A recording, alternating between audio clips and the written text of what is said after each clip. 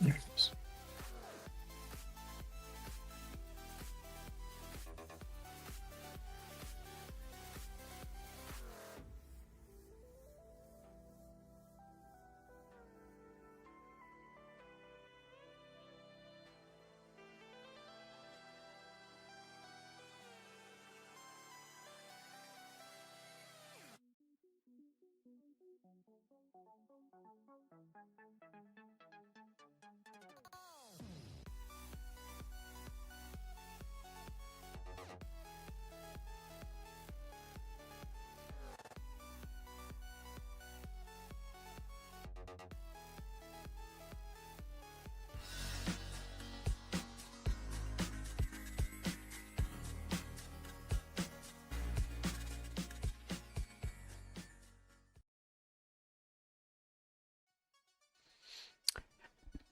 What is up, beautiful people? It's Wolfbrother Mythos from Wolfbrother Hobbies, and I have my amazing guest, Rob. Hello, friends. For Rob from the Miniatures Paintbrush. Glad to be back on. Miniatures Paintbrush is, of course, personal friend of mine, but also one of the channels that have influenced me the most over the years. In fact, I've stolen his recipe for my new edition of my Space Wolves. And you guys have seen probably my Bjorn the Fell-Handed and Ragnar Blackmane over the last few weeks, and that has all been inspired by his work and his tutorials. I am absolutely honored. That's why I put out the video so people can find it. Oh yeah, wrong side Mythos. Oh yeah, it's not mirrored this time. Okay. Pro YouTuber. Ashley, how are you doing? Yes, you are the first one tonight. I hope you and Greg are both doing well. But in other ways, other things that Rob has inspired in my work is one, the phrase paint boldly, right? Don't be afraid to lay down some paint. And painting boldly is something I've tried working in. Anytime that I've tried something new that has scared me before, such as I did masking tape and tribal symbols for the triangles on my White Scars flyer. And things of that nature, or I did some freehand tribal symbols on my White Scars. Anytime I'm trying something new as far as a painting technique that worries me, I try and remember his saying of to paint boldly and paint bravely. So, yeah. I just learned the concept from Matt DiPietro, an amazing painter on the West Coast. Definitely helped me out for a lot. With inspiration as well. He was actually my first sensei, I would say, or senpai. He was my first teacher. I went to the Nova Open for the first time, and he had a class, and that was the first class I ever took. And amazing painter, and he taught me a thing or two too. And I always like to, amplify his signal with a lot of the stuff that he does as well. But yeah, always conquer your fears, because if not, they'll always remain fears. That is sounds like some true words of wisdom there for sure. I definitely have had times where I feel like worries or fears in the hobby have held me back. I think the fact that I just recently finished painting Ragnar, like we were discussing before the show, I bought the box set when it first came out. I bought it for Ragnar, but I never got around to painting him because it was Ragnar, it's the man, the iconic Yeah. space wolf, and I mean, this is all a matter of opinion. It's subjective, but to me, even though there are higher ranking, perhaps more powerful space wolves out there, like Arjak, Logan Grimnar, the Great Wolf, I feel like Ragnar is the most iconic Space Wolf character to me. I Like, agree. I mean, it's his logo that's on the Space Wolf symbol, you know? Yeah, So absolutely. I didn't want to mess him up, and worrying about that for so long was just like, I put him off. In fact, I painted literally every other miniature in that box. What was that? Prophecy Wow. of the Wolf. I, Yeah, yeah. I started with the orcs, worked my way up to Gazgul, came back around, did the wolves, and I did all of the Marines in the box except Ragnar, and then I put the box away. Well, it came out awesome. You did an awesome job. I'm glad you attacked that. Absolutely. That's awesome, man. Thank you so much, my brother.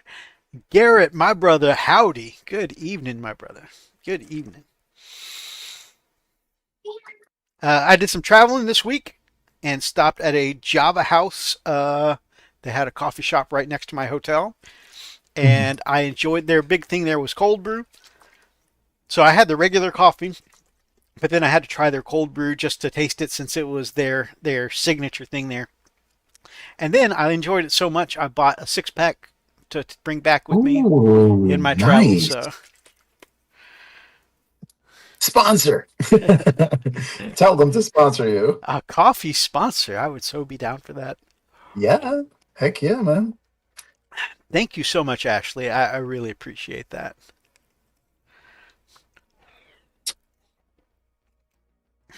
I'm my Frappuccino right now. Oh, Coffee Addicts of America. Coffee addicts of America unite. Hit bash it I like all.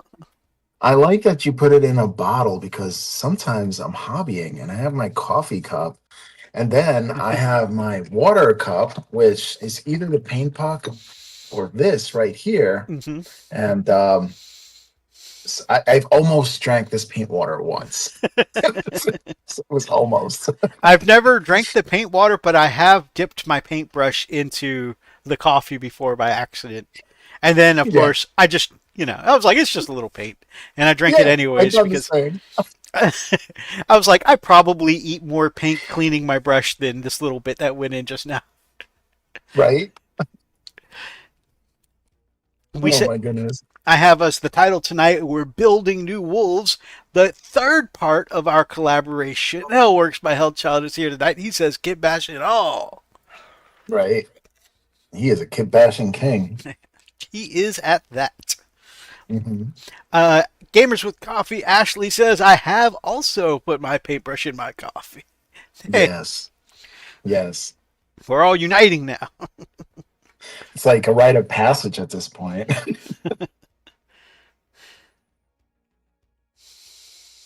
Goodness. All right, 87 and 85. We're building tonight. You're going to hear us reading random numbers, trying not to mess each other up. Really exciting stuff. Can you just imagine one of us is like 87, 87. The other one's like, I need 35, 35. And then the first one goes 35, 35. Then somebody shouts out, bingo. Oh man, for the next time we do this, I'm going to have to actually make a couple of bingo cards. I think that would be neat. Oh, that would be hilarious. Oh, Telemachus, goodness. how are you, my friend? Hellworks has put his paintbrush into his sweet tea before, and he's also drank the paint water. He doesn't recommend it. Hmm. Rob, I can't remember. Are you a fellow brush slicker? I used to be. I joined Lickers Anonymous and I went to those meetings. It's like, hi, my name is Rob. I'm a brush licker. Hi, Rob. But what happened was that made me stop. And occasionally, very occasionally, I do to a paintbrush that has no paint whatsoever and it's completely dry. I lick it to get the point. Yeah. But one time I was messing with Tamiya or Tamiya paint, and I accidentally licked my brush, and it's very sweet smelling. It is, especially that clear red for gore or for blood. And it smells sweet, but that thing is so toxic. I was about to say, And I licked it. Oh I, my gosh. I just, yeah, I was about to say, everybody at home, enamel paints are toxic. yeah, ever since then, I was just like, you know what? Now, I don't want to poison myself. now I have done that with streaking grime and Tamiya blackliner and done the same. And just, oh man, that Oh, is a taste that wakes you up. It's just like, oh, oh, yeah. oh, why Yeah. did I drink gasoline? It's egregious.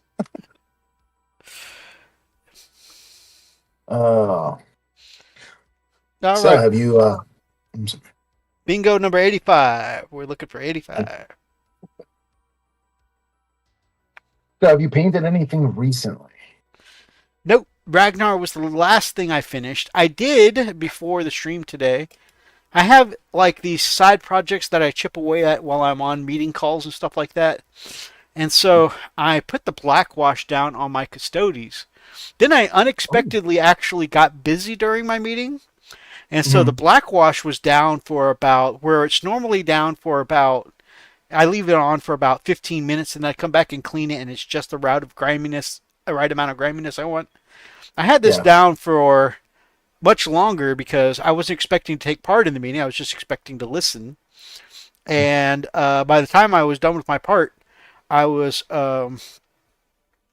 I had left these down for about 35, 40 minutes. And so they are much darker than they usually are right now. So I'm going to have to go back and do some highlights. But that's fine. Like, you know, it's always a good thing to remember that painting is usually not one step. You got to work things back and forth to get the results you want. It really is. Yeah, absolutely. Yeah. And just try to do non-metallic metal gold. It's just back and forth. It's just back and forth until it looks right. That's it. And it looks like absolute trash until it looks perfect. That's all blending is work it until you are happy. It's true. Yeah, it is. Oh man. I come in from the tail end of doing a Skaven box set. We had 85 miniatures, and it was something that scared me, so I definitely attacked it. So I just finished that, and just to ramp up my army building muscles to do this project here. I consequently bought two of the Army Wolf boxes and a whole bunch of stuff off of eBay. I sent you earlier. That is so cool to see that you've got so much wolfy goodness on the way. I Oh yeah, it's I did get one thing to add to it, to this the new wolf army, and that is I got oh yeah, the High Great King. Wolf. That's right. That's awesome. I That didn't get mine in the mail yet. that was mostly courtesy of my local courthouse. I had Explain. jury duty. Okay. I had jury duty um, about 2 months ago, and Mhm. they give you a little pay card. And so this was basically I saved that little pay card from my time at jury duty to Nice. basically be my half off Logan Grimnar coupon. That's awesome. It's the way to do it, man. Yeah, it's it's funny because like as soon as they gave me the pay card in jury duty, I was like, I knew right away what I was going to do. I was like, okay, the new Space Wolves refresh is coming out soon.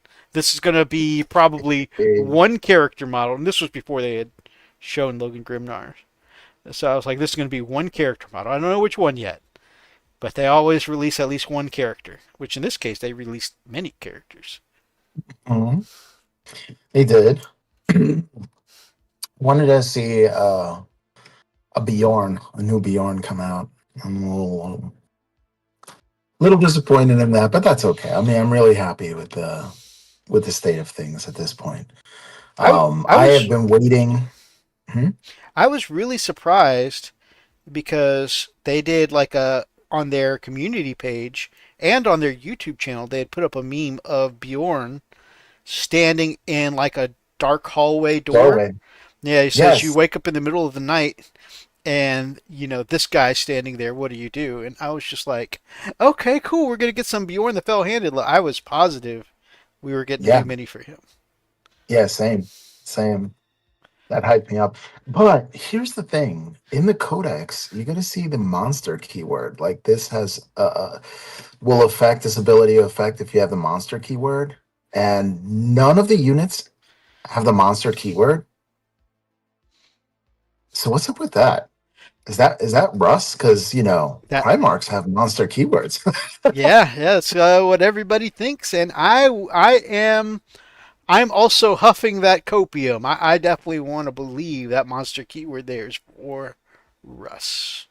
Yes. I want to say it's a prefix, like not as in a word that becomes before a name, but a prefix as in I think it's set there because I don't think I knew I truly felt we weren't going to get Russ at Codex, which we didn't. But You know. the last few Loyal Primarch releases have been end of the edition releases, and so Yes. I feel like end of 11th, or I mean end of 10th is going to be the And time for him to shine before we go on to 11th that would be because amazing. there's that keyword and I don't think now some armies do get two like basically two editions worth of uses before they get a new codex, but I don't think we're going to be one of them. Wolves just have never been like that. Imperial Guard's been like that. Demons have been like that, but never a mainstay. Well, seldom a mainstay Space Marine chapter. So I Right. think for us, it's because Russ is coming at the end of this edition. Yeah. I mean, you saw what happened with the Lion. Yeah. They released that. That was huge. Angron and the Lion. That's Yep. that's huge. Gilliman came at the end of seventh. That's right. That's right. Mini War Mutt. Okay. A big shout out to Mini War Mutt, and I'm going to go ahead and link a couple of his videos because okay, not me personally, but um, y'all don't look at all the prawns that's on my desktop, okay? Um, Mini War Mutt. But I am in, not me, my character is in a couple of videos from Mini War Mutt, and you'll see here videos the Hellhounds team, and I get to be the leader for the Hellhounds team. We are not going to play this video because I don't want to get copyright struck,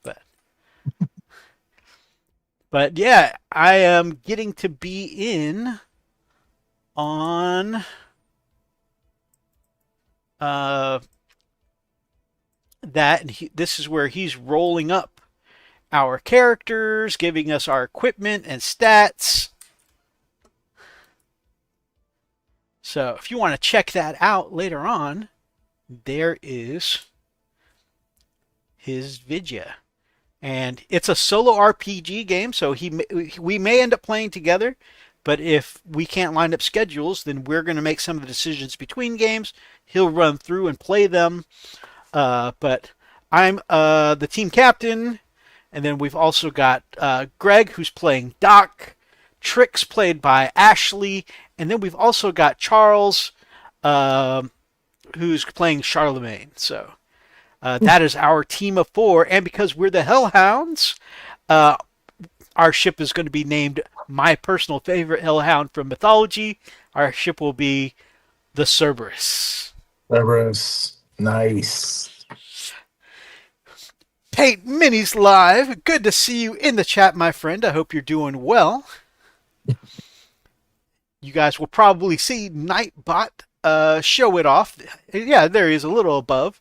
But Paint Minis Live is our sponsor. If you want to save on, personally, my favorite brand of paints, mini paints such as Monument Hobbies. He's got a lot of other cool stuff such as RPG books, D&D stuff, even some D&D miniatures and stuff like that. Check out his paintminislive.com. It's there, linked in Nightbot. And Bill Nice. is a great guy, supports fellow YouTubers, and has a great channel, so check him out. Awesome.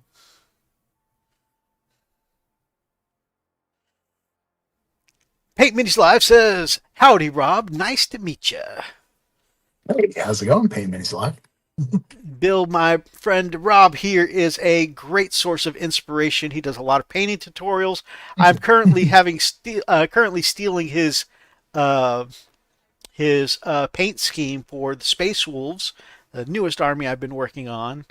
And yeah, I think because I've never liked the kind of eggshell green that Space Wolves are in the artwork. I stayed away from that color scheme for a while, but his twists on it make it look good in a way that I can appreciate.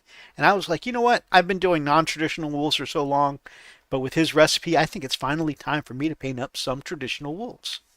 Yeah.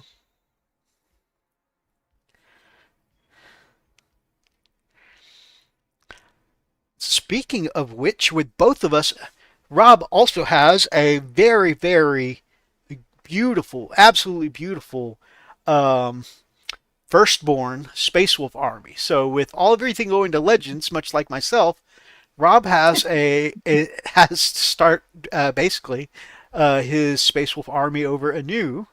He still has a few pieces around, like his beautiful Bjorn. He has a tutorial on that. But he's still got a few pieces around. But both of us are starting from slim pickings and rebuilding our empire of Space Wolf. And so that's what we're doing right now. We're both building at the same time. We're doing a collaboration of working on our armies together. Yep. And also, Hellchild, brother, I didn't know if you were going to be heading to bed or not. Did you want to hop on?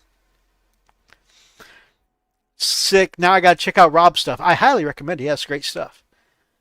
Thank you. Mini Warma says, The I miniature. still have my TMP shirt and wear it. I have to make more gear. I think I might wear my TMP shirt to the game store tomorrow. It reminds me. Oh, thank you. I haven't actually set up a match for tomorrow. So it looks like I'll be hunting for a pickup game. That's fun. I will send you the PDF form of everything, then you guys discuss and pick your patron. Uh, also, in that video I linked earlier, everyone, he actually rolls for our background, our motivation, and I've already started thinking of how I want to do the backstory for my character, and I'm thinking it's going to be heavily inspired by Mal from Firefly and Serenity. So that's going to be very cool. But I'm not going to ruin it just yet. I think I might do a little video talking about my character when I get my background, if I get it approved by Brian. But first of all, before I talk about any of that, you should definitely go check out Brian's video. Brian's here in the chat, but also he's in the links down below, the friends of Wolfbrother Hobbies. Check out his channel. Check out the video. It's linked there in the chat. And that's exactly what I was thinking when she rolled the food poisoning mini war, but I was like, bad space tacos. But yeah, check out his video and you'll see what I mean by the background and stuff like that. And when you see the different background stuff he rolls, you'll see exactly how it might relate to, as I was saying, Malcolm from Serenity or Firefly.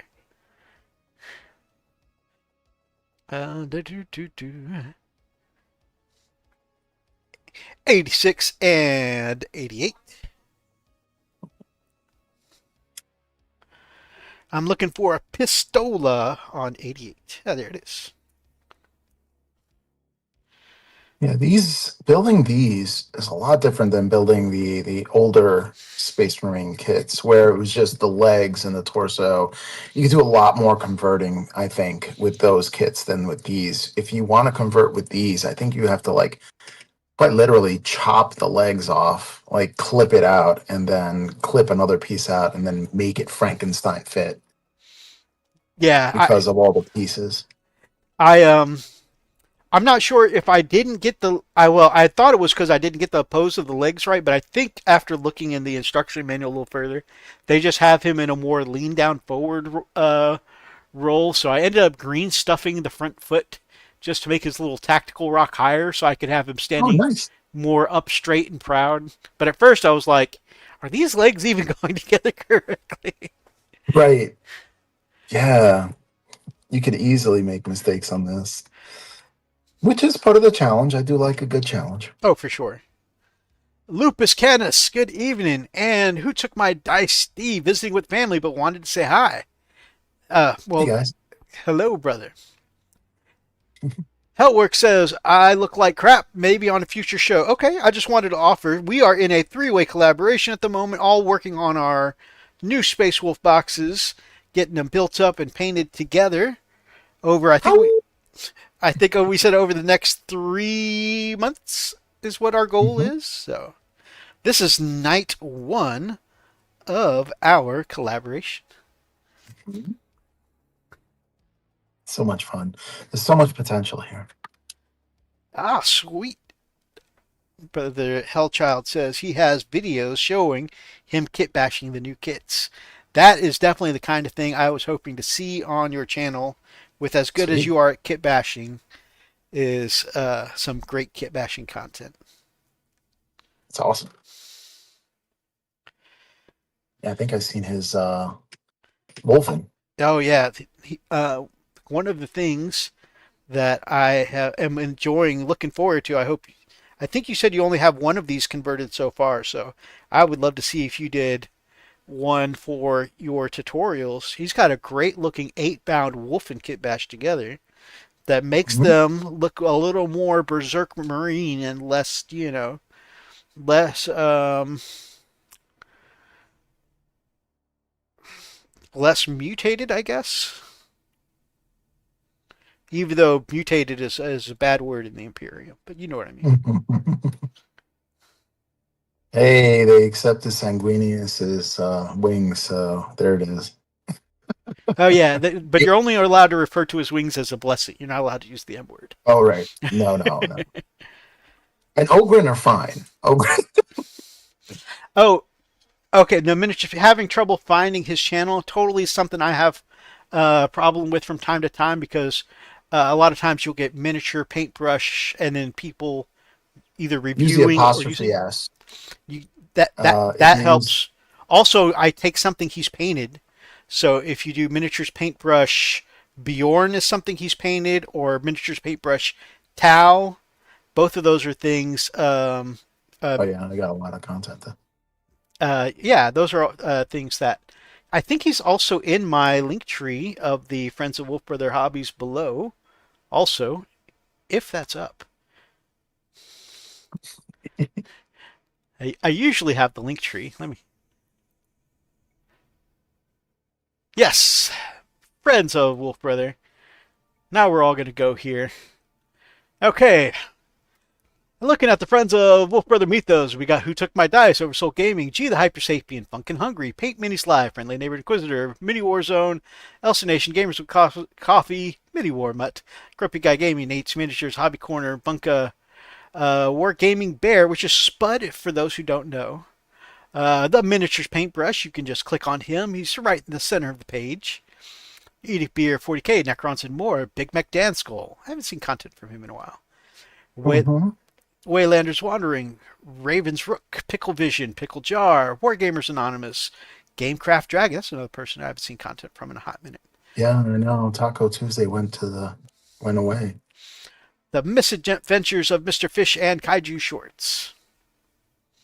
Yeah, and if anyone thinks that I've left them out, absolutely let me know. We'll talk about it. Mhm.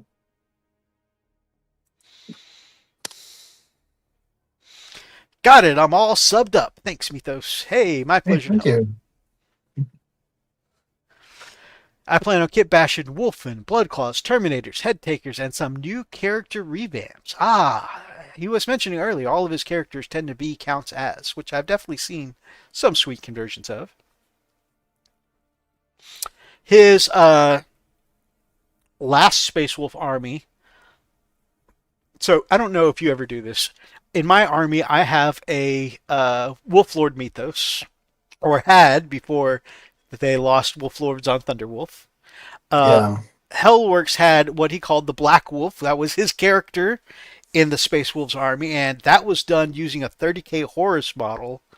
Because I don't know if you know, but the Horus model has the huge fur cloak over his shoulders. It's like a great big black wolf, and so he used that as his conversion to be a wolf lord for his black wolf lord, and Nice. he does one like every iteration. So the wolf sculpts that came before, he had a version of black wolf, and then the next time he did the army, he had the black wolf, with the horse model, and now I think he's saying he's thinking about using the new Logan Grimnar sculpt and having that be his chapter master. Nice. That'd be cool. Definitely. But I should give away all his secrets before he even gets his channel going. True. Let Spoilers. let me get up some vids, and then you can add me too for sure. As soon as you get going, my man, let me know, and I will plaster you all over the channel. Signal boost.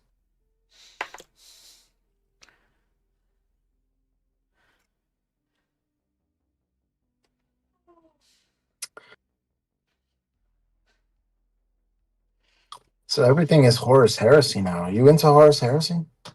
I am not. I love the new look of this. I love the look of the new stuff, and I would love to paint up some of the stuff.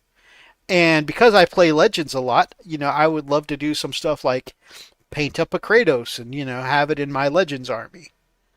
Yeah. Um, but do, the guys at the game store are trying to get me to jump into Horus Heresy with them, and I think probably my pickup games at the store are going to slow down with the box going on pre-order.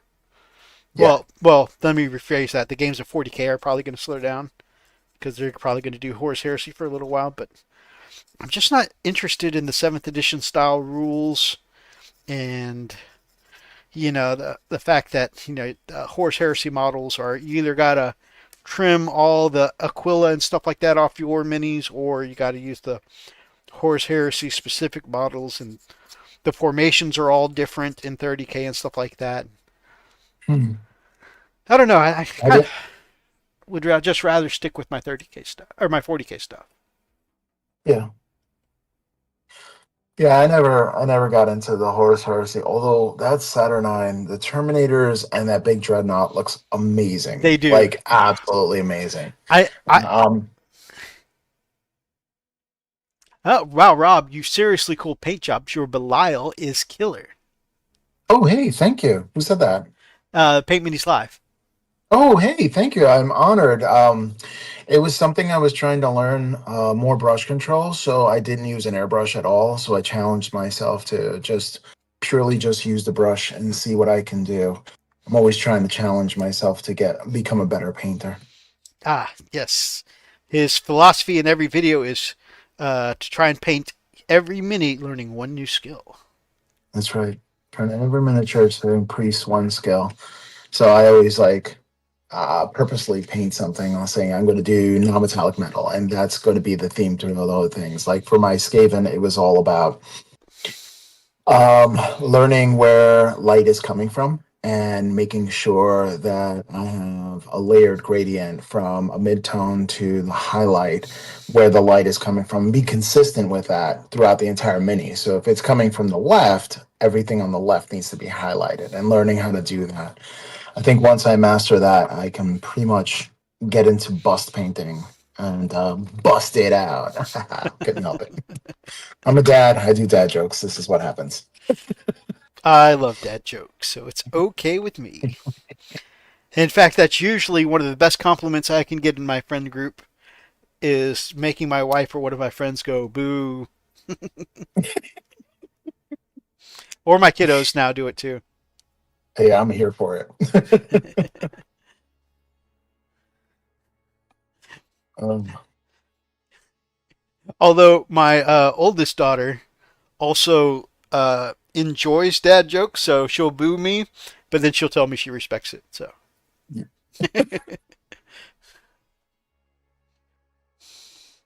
My daughter explains it to other people. Get it? Because it's this. I'm glad you got it, sweetie. had to make sure other people would get it too. Yeah, yeah, yeah, absolutely. Absolutely. I torture my students with it. I am a middle school teacher now. I was a high school teacher for a very long time. So I'm teaching middle school, and the kids think it's still funny. I'm like, yeah, all right. Not in, I got booed in high school. That must be a nice change up. Yeah, yeah, yeah. That's pretty cool. I love the classroom. And I love that I work so hard throughout the year and bring my work home with me constantly that I can get a summer off. Yeah. Makes you appreciate the summer off even more. Yeah, I went to college for 10 years. Just pretty good stuff. Oh, the wolves. It's been a while. I've been waiting for this to come out. I've been waiting for the wolves to come out. I really haven't been painting any wolves until the infantry came out. And I am so excited. This is such a tremendous time. I just couldn't help myself. I was so gleeful. Oh, but I am going to change up my painting technique. So I'm going to have to do a different tutorial on how to paint these guys. Simply because the way they're put together, the painting technique has to change. Still, I'm going to do the zenithal. I'm still going to use the airbrush for the zenithal, but everything else is going to be brush painted. So um, I'll do some specular highlights to make sure that the armor is gleaming. And I have a lot of dirty down products. I never use them. So I might do that. I'm going to include some scratches and battle damage through there. Although I'm not going to drill holes in the armor, or maybe I will. I don't know. I haven't decided yet. But I'm really enjoying the process. Paint Minis Live says, I hear you, Rob. I really like your philosophy, always learning in this hobby. I'm just getting into non metallic metal with Kenny Boucher from Next Nice. Level, and it's a Oh, trip. Lighting is tough too, but practice makes perfect. absolutely. Or Absolutely. as oh my gosh, the actor from Man of Fire, Remember the Titans, uh, Denzel, as Denzel says, that's a mindset that we should try and improve upon because it sets our expectations too high. Practice makes progress, and progress is where you push the idea of perfection. But without Mhm. progress, a lot of people want to skip the progress and do it and get straight to perfection, but it doesn't come like that. It's hard work and perseverance. Hey, sweetie. Nothing is perfect, but practice does lead to happiness. That's good. Hey, that's what we were just saying earlier. Do it until it makes you happy. Hope you want to say hi?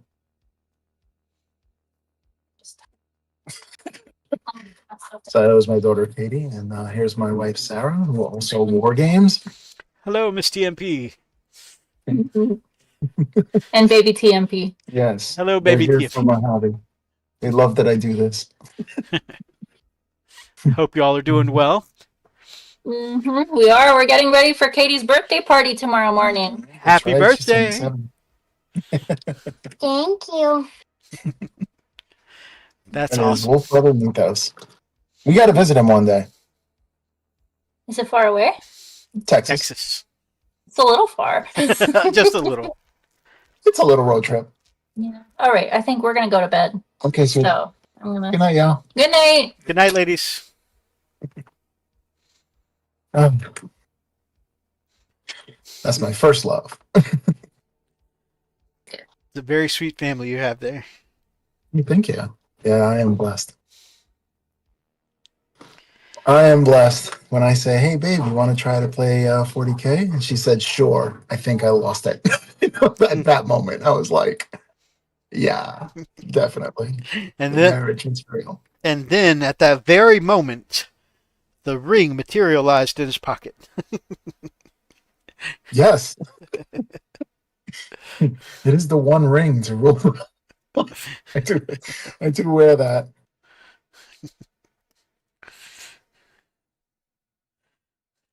Yeah, she's a huge Rings fan as well. Oh, Have that's you ever awesome. played the Lord of the Rings game? I did have the War of the Rohirrim, the box set that I bought for my wife because she's huge into Lord of the Rings, and I am too. But even her more so, and I think I'm going to get into playing the Lord of the Rings as well. That's awesome. I've never played it myself, but Pete from Mini Warzone lately has been doing content for it. He bought the Pelennor Fields box set. Nice.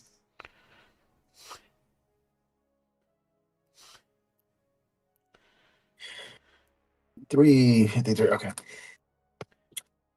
So, as part of Oh. our collaboration, Mhm. the three of us had gotten to talking, and before, most people just went with the black mains because that was the number one icon.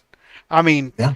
not by even by a little bit, but like vast majority of icons out there for your shoulder pads and decals was the black mains. But Right. with this new box set, there are so many options for your wolves now. And so all of us have talked about changing it up from the black mains to something else. And I sorry. I was actually just about to invite you to say, recently you settled on yours, Rob, which would be Well, here's what led to my decision, and it's going to be Logan Greenmar's great company. What is it? What are they called? These uh, Champions of Friends. Champions of. Champions of Friends. And the reason why I'm thinking about switching over is, well, a couple of things really. First thing, this is the first time I've ever noticed on Sprue that they actually have the insignia for the wolf that walks the stars, and it's actually embossed on one of the shoulder pads, as well as Ragnar Blackmane's wolf is also embossed for the pack leader. And that's the first time I've ever seen that. I wonder if it's going to allude to something larger, like Russ coming back, and then that would be the company that leads it. But all the while, ever since I started, I always thought that, well, when I started, I thought Ragnar Blackmane was the chapter master because it's so prevalent in all the miniatures and everything else, and his symbols on over everything.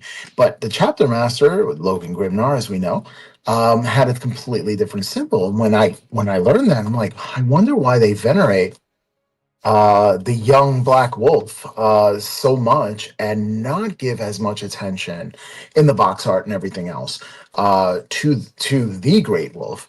Um, so I always found that odd. But now that they have the embossed shoulder pad for these, I think that's going to allude to possibly, and I'm pulling things out of the air here because maybe because I just really am hopeful to getting Russ coming back at the end of the edition. And like you said, if it was going to happen, it'll happen like last edition where we got the lion and we got Angron, and it was towards the end of ninth. So hopefully, as you predicted, by the end of 10th, we'll have Russ come back and possibly a new one because we already have Fulgrim, right? So that's already out. I wonder if we're going to get another Chaos. I hope not. I mean, it would explain why Wolf Time is coming because there's just so many Chaos Primarchs out there, right? There's just so many. But yeah, that would be exciting, and I kind of just want to be there for it. I want to be prepared, um, and really just follow the chapter master at this point, and use that symbol for my guys.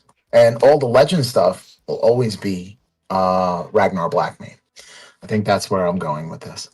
Very cool. Garrett says, um, I'm hoping we have Korax by 2086. For real. That's, Uh, that's gonna make me buy another Space Marine chapter. No. uh, I bet Freak is feeling the same way about Dorn. Right. Like someday. Russ coming back would balance out the canon so well. I hope they go that direction. Me too, my brother. I have Yeah. some breaking news from Paint Minis Live.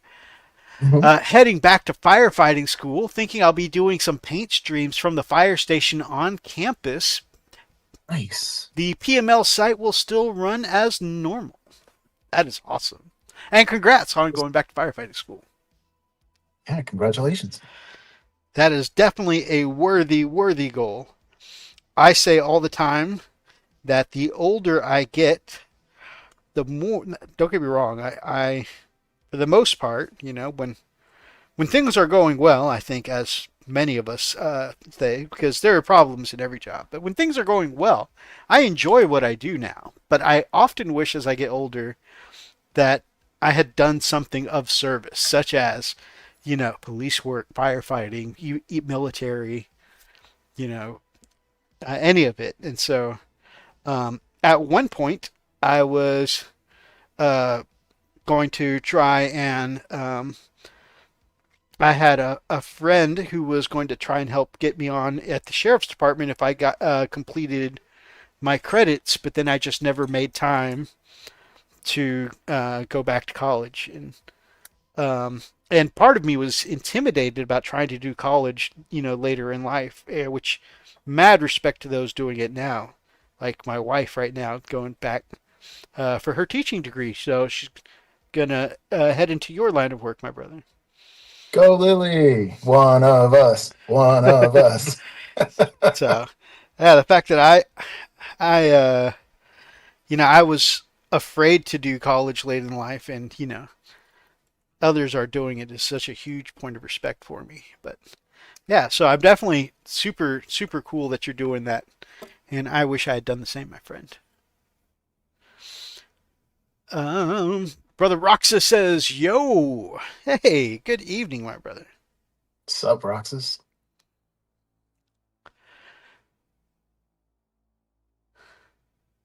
The Hellworks way of building: throw instructions away and mix in other kits, clip bits out, dry fit, modify till it fits, and then glue. Definitely. About right. It's fun if I am in kit bashing mode. Like I have some pretty, I'd like to think some pretty successful kit bashes on the channel with things like my orc battle wagon, my con on jet bike. I've got a pretty couple of pretty cool kit bashes on the channel. But like, I have to go into a project trying to think in kit bash terms for me to get decent results. I can't just throw away the instructions willy nilly and say I'm going to make something now. I just don't have that innate sense of this goes here and let's make it work. I wish I did. Man, I uh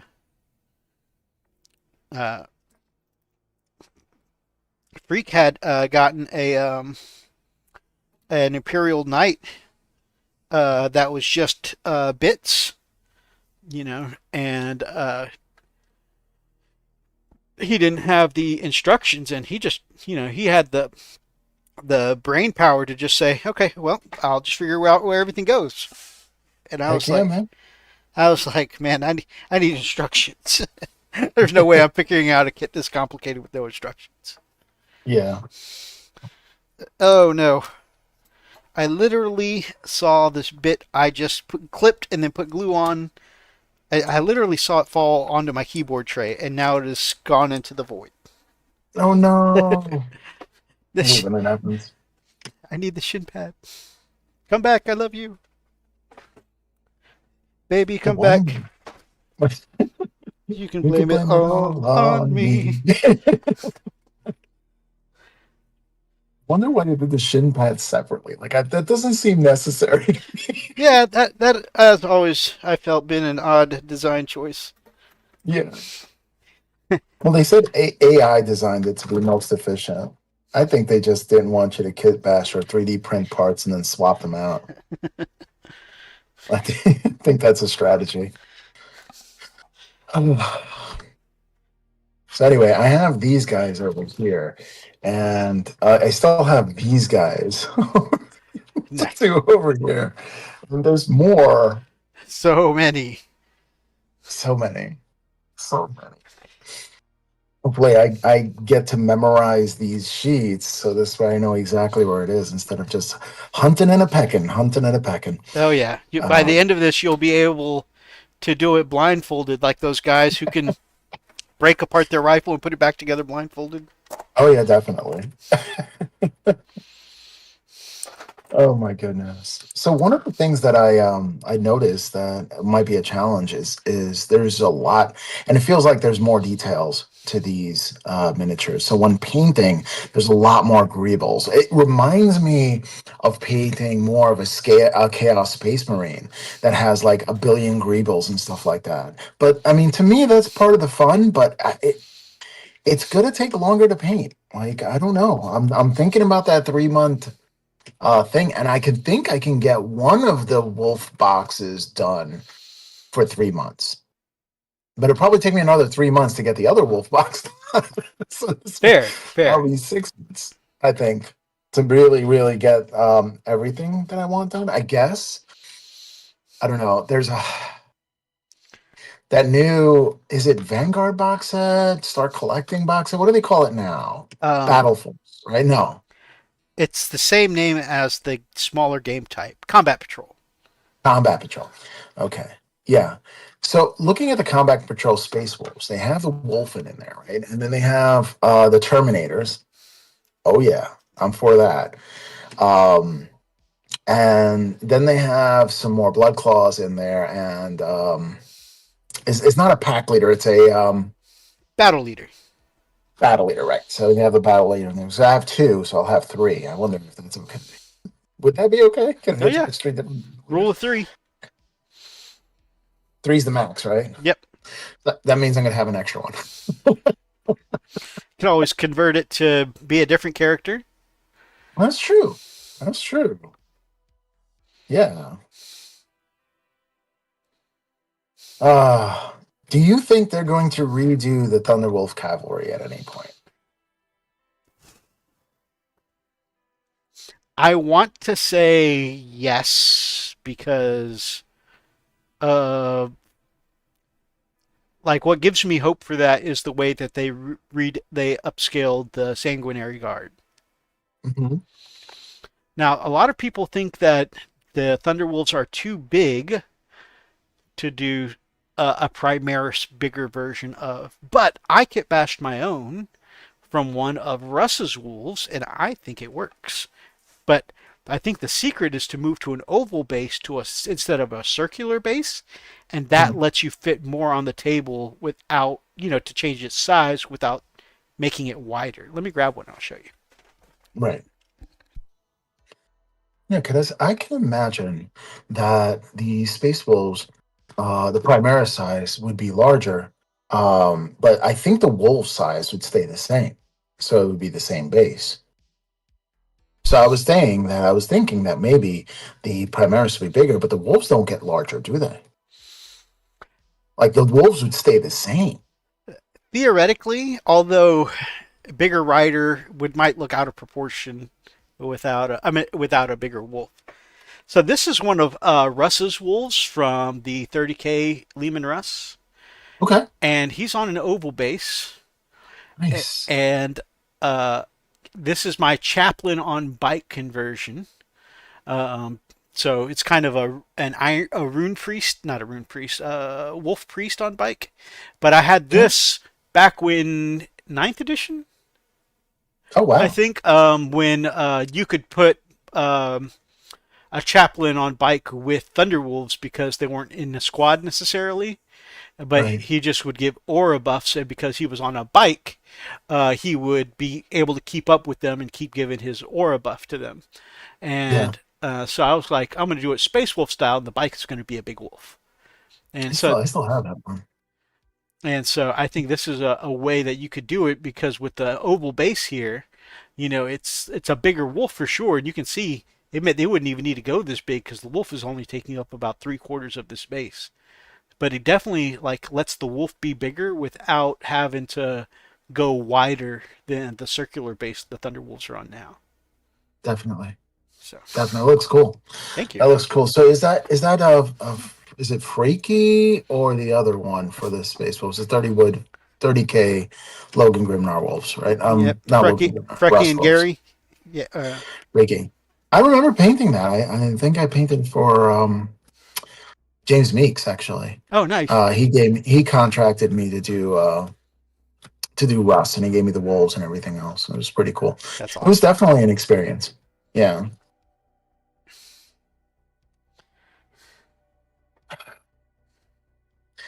I really hope you get your Thunderwolf Cavalry. I know that you love to play that Yes. style of rapid ingress, I guess. You just come in and they're battle shock everybody. Let's go. Full Yeah. throttle, full tilt. And even though I don't, there's no character Thunderwolves anymore. The fact that you can get Red army Ball will be army wide lethal hits against uh, vehicles and monsters, that really lends itself to the playstyle I had before, which was charge my Thunderwolves at the biggest threats. yeah.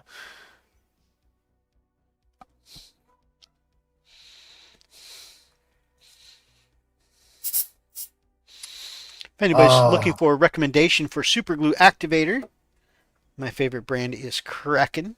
Not sponsored, but oh, okay. I like its work. Is that a propellant spray can? Yeah, Like, okay. Is there odor with it? it's a slight odor. Okay. So he's looking at that. That's pretty cool. Yeah, I try and be um, cognizant of things that which my wife can smell this because she has a very sensitive smell, but I try and be cognizant of things that might be too strong of a smell because she is so sensitive to smells. Mhm.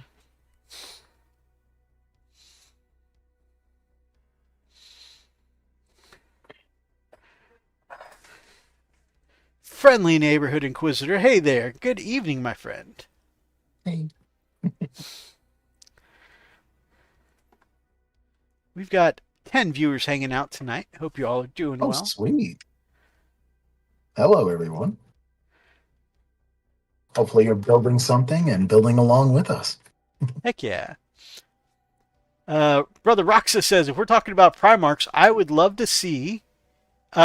a crazy Vulcan. That's cool. Oh, Although yeah. I'm pretty sure in one of the books in the Heresy, he got his mind back. So I don't think he's Hmm. crazy anymore. I think it was actually in the book Vulcan Lives. Name. Is it just me, or have the more recent kits look far less kit bash friendly? I definitely agreed. I like Yeah, the dynamic one fit because I'm not so bothered if things are in the same pose. I normally just, the fact that a lot of the dynamic poses are one fit only makes it harder to mess up. Although it is interesting because with these wolf kits, the only problem I'm having is the socketing of the legs is a little less obvious, and I sometimes struggle with the two-piece legs. Sprugu, File, Scalpel are your friends with kit bashing new kits. I will kit bash everything. Definitely. 3 months of this. 3 months is just the start of the year of the wolf 2025. Oh yeah, oh yeah. I think all of us are trying to do the first box for our 3 months. But yeah, the three of us rebuilding our wolf empires, I think will definitely take more than the first go. definitely. Just finding these pieces might take me 3 months. That's true. For once, I made it before the final 2 minutes. It's always a joy to Welcome. have you here, my friend. Gotta go headbutt a pillow. So great to see you both and everyone in the chat. Keep up your great work, Mythos and Rob. Catch you again soon. Thank you so much for being by tonight. Yeah, Rest well and congrats again, brother. yeah, man. That's awesome. So for myself, I've decided on I brought it down to three that I really wanted to pick from, and so there was some overlay here between the last two that Hellworks came down to choosing and Rob came down to choosing, and then mine was the Venn diagram in the middle. Uh, so Brother Rob was thinking the Black Mains or the Champions of Fenris, and uh, Hellworks was thinking the Red Maws or the Hounds, not the Hounds, something of Morkai. No, the Death Wolves. That's what it was. The Death Wolves or the Red Maws. And then I myself was torn between three, which was the Champions of Fenris because it's the High Kings, and I always say I like to make a character of mine in every iteration of my wolves, and so that would just be a real point of pride, serving along in the company of the Great Wolf. But then also I was thinking about the Red Maws because Bran Red Maw is my favorite character ever in all of Hmm. 40k, and that includes the Primarchs. And the third one was the Death Wolves. Wait, the Death Wolves? No. Uh, uh, is it the Death Wolves? You're my favorite character ever. Got him. Oh, Garrett got me. Your face is my favorite character. How about that? Um, Mm. yeah, the Death Wolves. Harold. Oh, if I just thought of the name, Harold Deathwolf. Yes, is my favorite character ever. Not favorite character. No, okay, Brand Redmond's my favorite character. Harold Deathwolf, though, his thing is he has the most Wolfen and Thunderwolves in his great company, and Thunderwolves are my favorite models in game, and so that's where it was like my torn between my loyalty to Thunderwolves, my love for Brand Redmaw, or serving the Great King. It's funny. I was legit, I was legit on a train of thought, and the "you're my favorite character" totally made me, threw me for a loop, and I went on this side journey with my ADD and lost what I was saying. We've all been there. Defeated by ADD. So how are you going to run your army? So currently I'm keeping my Thunderwolves, and I had Okay. um, and since they're still firstborn, they're still in my black and blue armor, so that's gonna represent the veterans of the army. Their rails Sweet. disappeared again. They do that a lot, and so I have 9 Thunderwolves currently. No, 10. I have 10 Thunderwolves, including the one Edict Beer painted up for me. Nice. Um, and so that is the basis of my army. Fast hitting, fast hitting is definitely one of the ways I like to go. I have 10 Assault Terminators, which will be, I think, a cornerstone of the. Well, they were intending to be a cornerstone. I might drop it down to 5 because now that Wolfguard Terminators are separate and can't go hammer and shield, but right now they're the only way to take Aryak or Logan in a squad. Um, I might do more of a focus on Wolfguard Terminators now. But I know for the aside from the Thunderwolves for the core, I want Ragnar surrounded by 20 Blood Claws, which would be cool.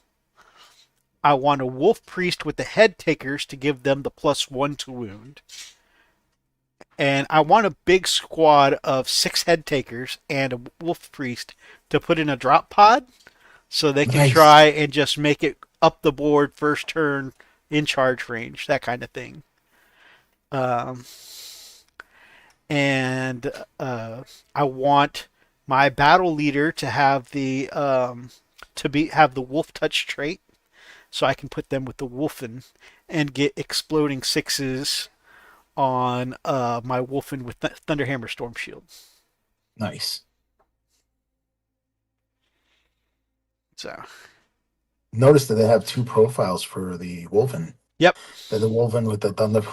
I wonder why that is. Like two separate complete profiles. I think it was because one of them gets an invul save and the others don't, and Right. so I think a lot of people felt like it was too overcosted to ever not take the Storm Shield version, It's true. and so a lot of people were like, "See, this is why you need what are they called? War gear points, because Wolfen with with um, Thunderhammer Storm Um, Shields are mm, costing all the other versions to be more expensive." yeah. And I prefer not paying for war gear because this is the first time in many editions I haven't felt punished for liking to take the cool war gear. Right. In other editions, it's like, oh, well, everybody in every game I ever played against was like, oh, you always just take base stock units because more units is better Low than, cost is. yeah, Yeah. yeah, more units is better than effective weapons. And I was Yeah. But like, I get that, and I understand that's why I'm losing a lot of games, but damn it, these weapons look cool, and I'm building them. That's it. It's the rule of cool. And now all those people who have very minimal armies will have to redo their armies because of the point. Now they have minimal armies and they're not winning games because they have to redo their army to get the better war gear since you're not Exactly. paying for it. So, like, I always said that when it comes to points and stuff like that, just build what you're happy with because Mm-hmm. eventually it's going to be good. It Yeah, is. and It's your army. Be happy with it. while I know that if they ever do go back to points costs, I'm gonna feel punished again. But so be it. I want to build the stuff that looks cool. I want the cool weapons. Yeah. So, if they're worse in the future because you have to pay for them, I'll accept it. I prefer not to pay for it, Mhm. but I'll accept it when it happens. Right. Um, Kalimvir, good evening, brothers. Good evening to you, my friend. Hello. So ultimately, I chose. Um, I was like, okay, let me get over the ego part of wanting to serve the Great King, the High King, the Great Wolf. I said, let me go to just my favorite character and my favorite playstyle. And what made me think about it is the fact that if you look at the icons, the logo for Brand Red Maws, great company, is on a gray field, and the logo for the Death Wolves Great Company is on a red field. And I was like, so do I want to paint my new color scheme with, light gray shoulder pads or red shoulder pads? And I thought about as bright as my new color scheme is, I was like, I think a neutral color like gray would, for my taste, look better with that than a field of red. Okay. And so that's why I ended up. It's funny. So color theory ended up being why I chose my colors or my great company.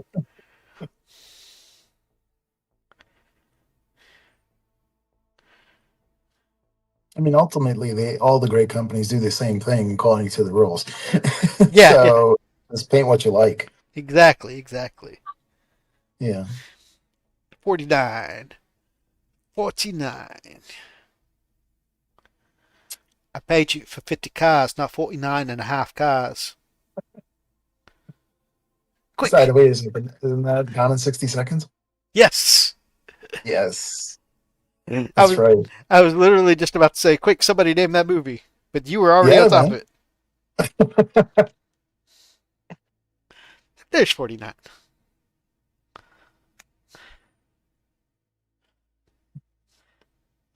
Yes, I love Chris Eccleston.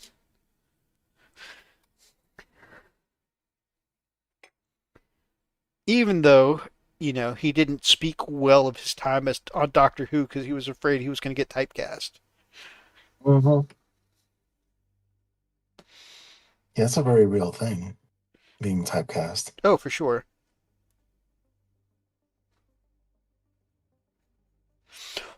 Oh, goodness gracious.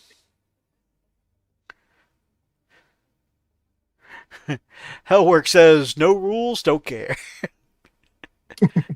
I built. Oh, that's his first statement, which is, I built Hounds of Mordecai, but they're legends now.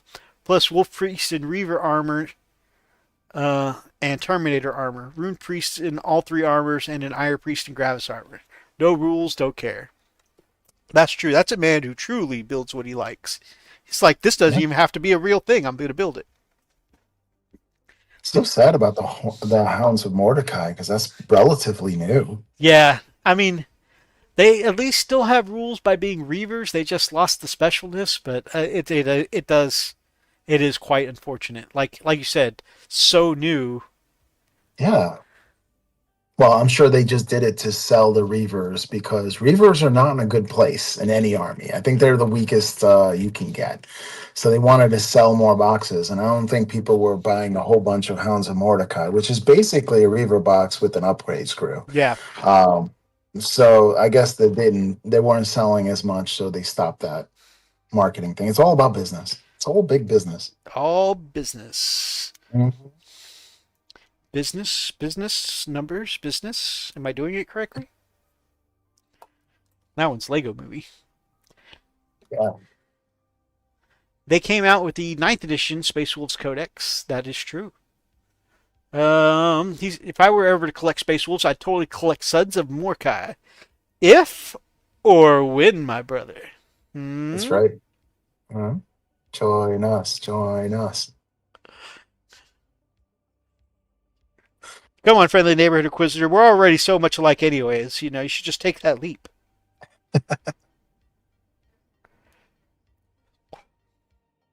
You're not wrong. My theory is since it's just a Reaver box with an upgrade screw, they may be working on a new sprue as the other Legions got. Interesting.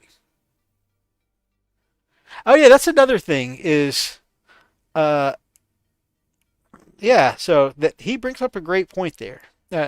So, That all the other well, all the other non-codex chapters got an upgrade sprue with their release, and the Wolves are so far the only one to not get an upgrade sprue this edition. And it's like this edition, yeah, yeah. and this is like the first edition in forever since we've gotten an upgrade sprue. So great point, Kale. I'm literally painting T Suns right now. Gonna tell me I gotta collect Space Wolves. Yeah, yeah. I mean, I some got people T-Sons. some people do light and darkness. It's kind of the same. You can do wolves and T Suns. Think about it. You can invite a friend over that doesn't play 40K, and you can play the epic battle of Space Wolves versus Thousand Suns. And there it is. They don't even have, there's no barrier of entry. You just go, play a game, and then share the love of 40K and get somebody else addicted. There it is. That's what I do. That is why Mrs. TMP now owns Tau. That's 6 years of freehanding and all kinds of things. And yeah, it's gone now, which is fine. He enjoys whipping my butt. That But wait until I get all the attacks that with my blood claws. that's got to go in the next either anniversary or Valentine's card. You captured my heart, then you captured my Tau. My cow. It's true. It's true. I gotta do Death Guard. That's gonna be fun. I have to do orcs. I bought all these orcs. Oh my god, I don't even know how many points I have of orcs. It is ridiculous, right? And all because you guys hyped up the orcs and you guys were all painting the orcs, and I got on the hype train with you guys, but I just never built anything. I just kept on buying orcs. Oh my god. Or you have my Grey Knights. You can reenact the months of shame. That's true. And I have been getting an itch for Grey Knights lately. Really? I have a lot of boxes. Interested? I am hoping next edition they get some Primaris reinforcements, even though a lot of people say that wouldn't be lore friendly. Sounds orc accurate. Yeah, that was just about to say nobody ever knows how many points of orcs they have or how many orcs they have. Oh, no, I have no idea. Because we have so many units that if they change one cost of one unit, it would just completely change the entire army, uh, especially with boys. Hellwork says, invite your friends to Warhammer. Keeps them off drugs. Warhammer keeps them too broke for drugs. That's for sure. I mean, the Space Sharks got Primaris before the Grey Knights. Did they? I don't think there's any actual Karkadon models for Primaris. In fact, I think they discontinued all the Karkadon models. There was only one, Tiberius, right? He's the leader. Yeah. And yeah, I think they discontinued him. He was Forge World, I think. Mm-hmm. He had the coolest looking Thunder Claws. Heck yeah. Lightning Claws. Yeah, they say that that's from the Night. Oh, what is it? Is it Court? No. What is his name? The one that saw the future, Night Lords. Yeah. Oh yeah. I think that yeah, he took the claws off of him. Corax. Not Corax. Not Corax. Oh my gosh, it's Yeah. Help us out, chat. it's I was just talking about him the other day. I was like, oh yeah, that's Space Batman. Yeah. Kurz, Conrad Kurz. Conrad Kurz, that's right. Thank you. I think Tiberius inherited the claws from Conrad Kurz. Yes, Hellworks, also called the Night Haunter. Oh my gosh. I was like, I could feel it right here because I was just talking about Space Batman the other day. That's one faction I don't have, but I have a lot of Chaos Marines. But it is a cool aesthetic. The fact that the Primarch is not alive is just turning me off from them. I've never liked Night Lords because they're like I already don't mess with like dark side stuff in general, but like if I were to do some, it would be like lightly dark side. Like Death Guard, too dark side for me. It's gross, not my aesthetic. Thousand Suns, they're kind of cool. The Egyptian thing is cool. Bright and colorful. They are bright and colorful, and I was like, that might be a thing, maybe. I like Thousand Suns. What about World Eaters? I always think to myself, you know what? I could do World Eaters because I understand giving into your anger. I actively work against it now that I'm older, but I understand giving into your anger and just pure rage. And then I get to thinking about the Night Lords, and I'm like, you know what? I don't think I could ever be that evil. Like, let's take the skin all the women and children and make furniture out of them. I'm like, no, I can't do that. That's a little too much for me. Yeah, I think Conrad couldn't live with all the things that he has done, so he had a want to die. He just couldn't live with it. He couldn't justify all the things he's done, and I don't like what they do. I just like thunder. Oh yeah. The lightning all over their armor is cool. Yeah. That's right. The lightning all over their armor. It looks cool. It's just like another reason why I want to collect Harlequins. Thousand Suns a challenge.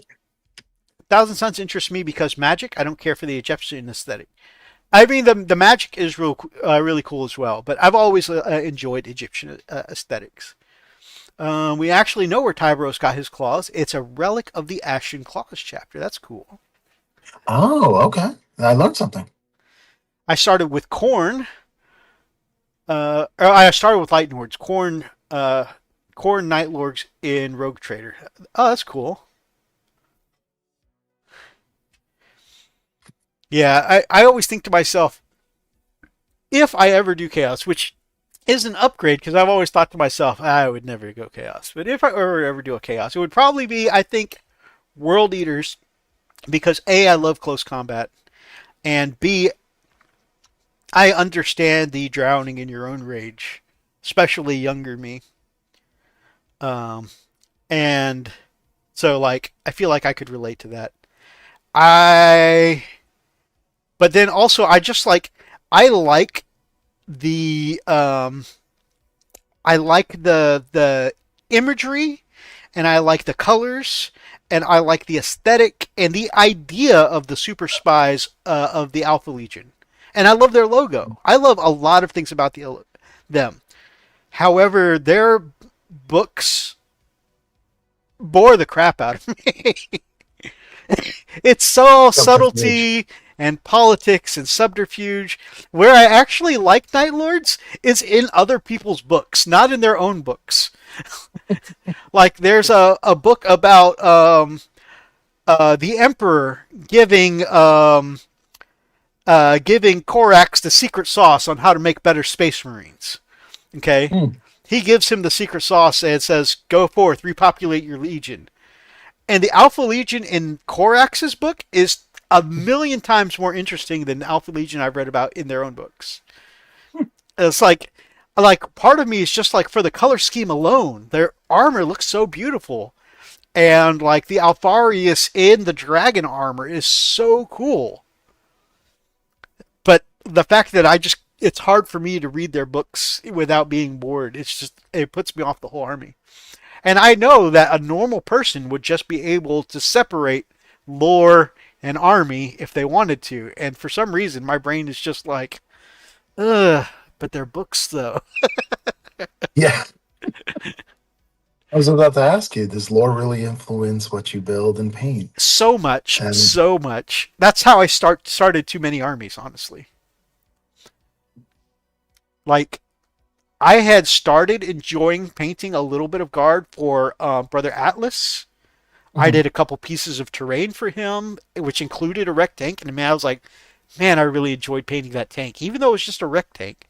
And then did a couple of his tanks for this narrative event we went to, and I was like, man, I'm really enjoying painting these tanks. And then I watched Cadia Stands on Warhammer Plus's animations, Hammer and Bolter, I think it's called. And next thing you know, I was singing the song of Cadia and collecting and collecting Imperial Guard.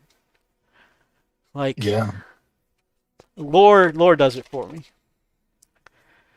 I think didn't you pick up that box set towards the end of ninth? End of eighth. End of eighth. Yeah, I painted Okay. it during night. Oh, okay. Um, What do you think of the Death Core of Krieg? the Krieg are very cool. I like the Yeah, Krieg. Like me their too. look, their aesthetic. I like all the memes of them about how uh, in most armies you got to commissars have to shoot soldiers to keep them from running away, but in the Mhm. Death Corps you have to shoot the soldiers to keep them from running to their deaths. Right. They want to die. Sweet release. um, you want to like Alpha Legion more mythos? Read Renegades Hero Master. Let me plug that in to my list right now. Just in case you didn't know, I am Alfarius. I'm sorry for saying your books are boring. That's okay. It's okay. They're supposed to be. They're supposed to confuse people. Actually, exciting. It's all subterfuge. More options. Wish list. All right. Thank you for the recommendation, friendly neighborhood inquisitor. I'm writing lore on the Eclipse Stalkers. Kale says, "No, I am Alfarius. No, I am Spartacus. Wait, Mhm. wait, wrong series. 94 and 96 is what we're looking for, fam.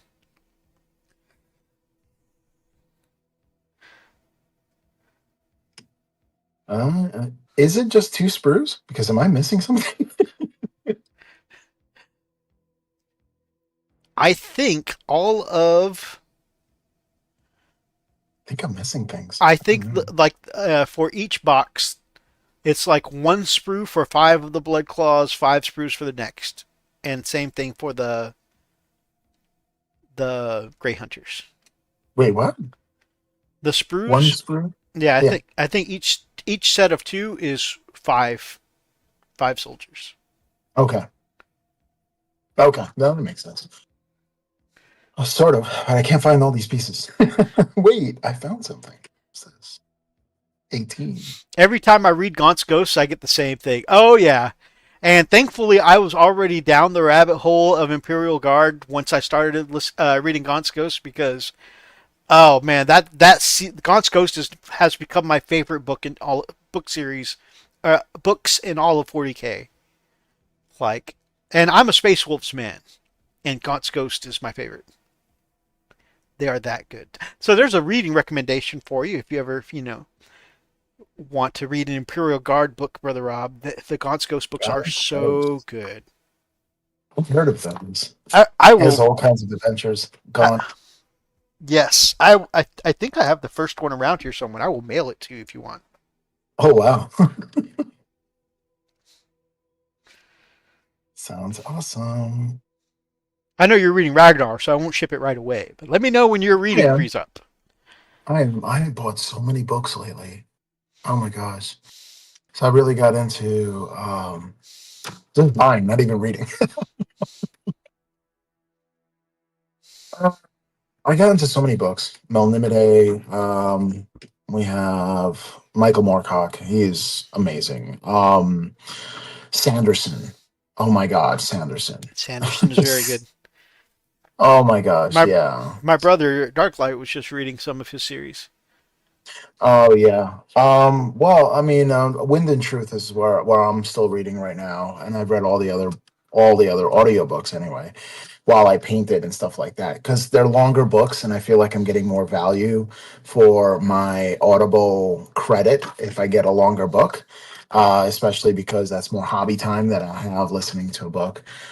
So I end up getting these books that are like 48 hours long. This one is not like it's closer to 60 hours. See, it's his biggest book ever. Like I feel like I'm playing an RPG, like a Final Fantasy, and leveling up my character throughout the entire thing. But yeah, It is that's nice when insane. Audible gives you the little achievements, isn't it? Yes. So look at this. I commute to work achievement.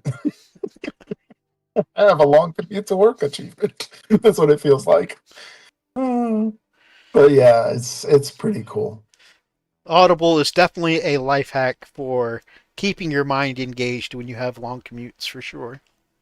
Yeah. At least I feel like it. For for hobbying, I've been listening to lore channels and it's been amazing. Especially these longer 2 hour, 6 hour kind of lore um expositions on different chapters and different things. It's just been amazing. Um yeah. Especially when I did like the Skaven, I was just listening to the Book of Choyer, which is amazing to do there. Lore masters are really good. Um, there's a couple. I got to shout them out on my channel. If it wasn't for them, I wouldn't be able to actually endure the long, like especially when I'm doing large armies, the uh, the long time that I need to do it. And sometimes it just hasn't ever happened to you. I don't know. Have you ever started painting and or modeling and you start out and it's about I don't know 8 9 o'clock, like the kids are in bed and you just have that time, and then you look up, it's morning. Yes. Yes. Oh, And you think, what have I done? So you go through the day all groggy. Oh my goodness. Yeah. that's why I don't do nighttime build sessions during the week. Yeah, I don't want to be for trashed for real. work. Yeah, exactly. I don't get this. uh Okay. I have two sprues, and I only have two models built out of those. No, three models built.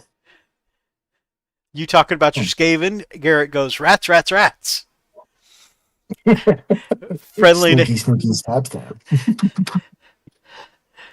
Um, he's been playing a lot of Total War, um, Warhammer lately, and so they've been doing a lot of the Skaven stuff. Yeah.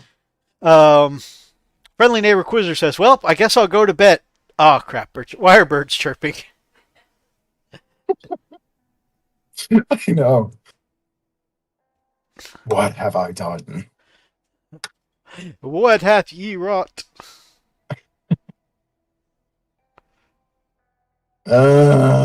This is driving me loco. I don't get it. What am I missing? Am I missing something? I get two more sprues over here. You know, sometimes when that happens to me, I don't realize, but like I'll have been listening to something um, or sometimes running my mouth, and I will be hunting forever for a part I've already clipped out on autopilot. Oh yeah, no, I don't have enough chess pieces to do five in one. I love the Skaven in fantasy. Skaven are very cool.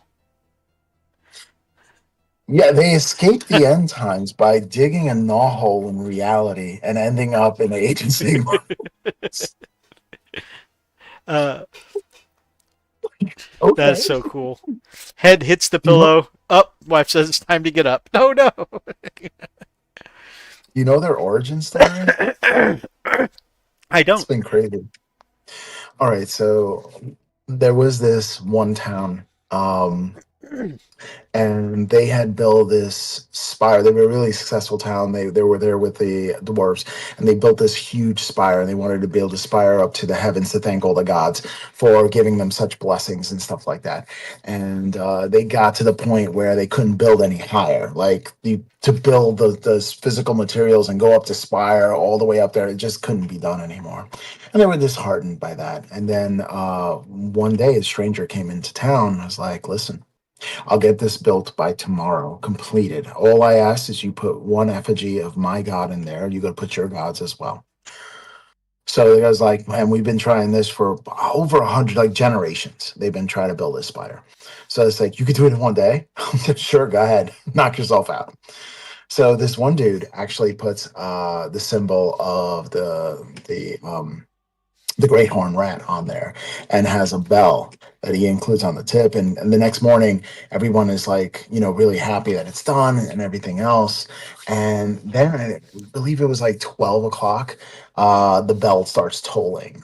And the skies get dark, and a rain occurs, and it just keeps on ringing and ringing, that ominous tone. And the rain was like black rain, and it started seeping into everything, killing crops and everything else. And it seems like the rats got affected by that. But they went over to the dwarf friends, and they knocked on the door and said, "You gotta help us. There's all this happening and stuff like that. There's a lot of stuff happening." And it's like dwarves were like, "Listen, we got our own problems, all right? So you need to handle your business over there. It's just some rain, whatever, and this and that." So okay, fine. So they started dealing with it, and after a while, they kept on ringing and ringing, and before you know it, the rats started getting mutated and stuff like that, and they started attacking. Um, so they ran over to the dwarves once again, and there was nothing when they knocked on the doors. So they broke down the doors. They went in there, and they saw that everything has been cleared out. It's the rats devoured everything, and all they saw were these like gleaming eyes in the darkness, and the town completely got wiped out and became the center of Skaven Tide. Wow. Yeah, yeah, yeah. So it's just like, oh my gosh, quite a story. I love lore too. And I play both Age of Sigmar as well as 40K. That's awesome.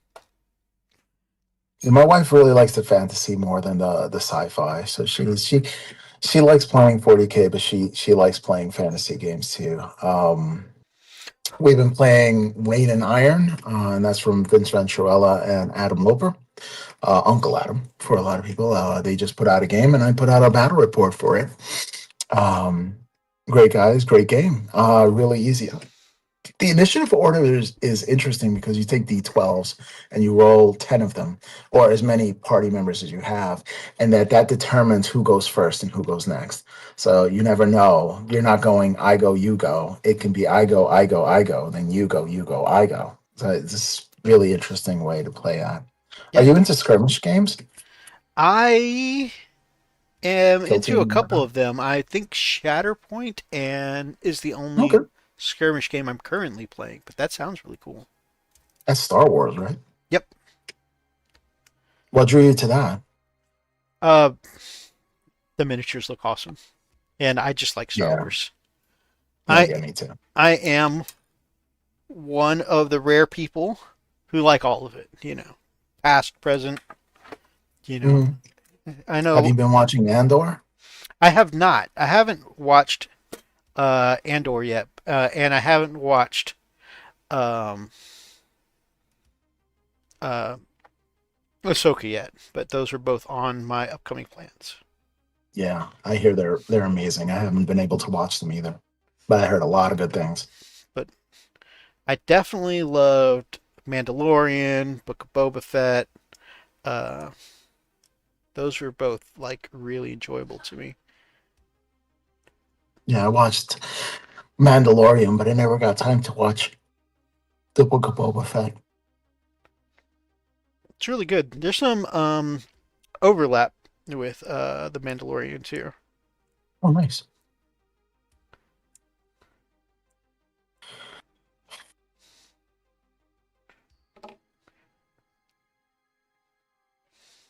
This is gonna be tough. Like I do not see this. Uh, Also, haven't seen Andor, but I already watched Ahsoka and I enjoyed it. Nice. nice. I have been putting off watching Ahsoka until because I wanted to go back and rewatch Clone Wars because I never finished Clone Wars before, and so I started from the beginning because it's been so long since I watched it, and I want to watch through that and get to the end so that way I can, I can see where Ahsoka left off before going to her own series. I did like what I saw of her in Mandalorian, though. Bad Batch, yeah, I need to watch that too. Andor is the best. Oh man, that's high praise. For me, don't get me wrong, I love Jedi and lightsabers, and that's why I really enjoy the prequel movies because that's Jedi, kind of at their height before the fall. She's in Rebels too. Okay, I definitely do watch Rebels. And yeah, I love all of that, right? However, The Mandalorian so far is my favorite thing in all Star Wars media. You need to watch Rebels to see where Ahsoka ends off as she disappears in that a few times. As she appears in that a few times. Good to know. So I need to finish Clone Wars, then I'll do Rebels, and then Ahsoka. Thanks for the info, fam. Yeah, man. So far, there's only one piece of media I don't like: Rise of Skywalker. Understandable. Um, Mythos Andor is above Mando. Ooh, that's spicy. That's a hot take. Most of her series is about the ending of Rebels. Okay, so even more cemented that I need to watch Rebels first. That's really good to know. I would have hated to have been lost when I watched your series because I didn't see Rebels. And I love Mando too. Ooh, that is a high recommendation there. But I will take it.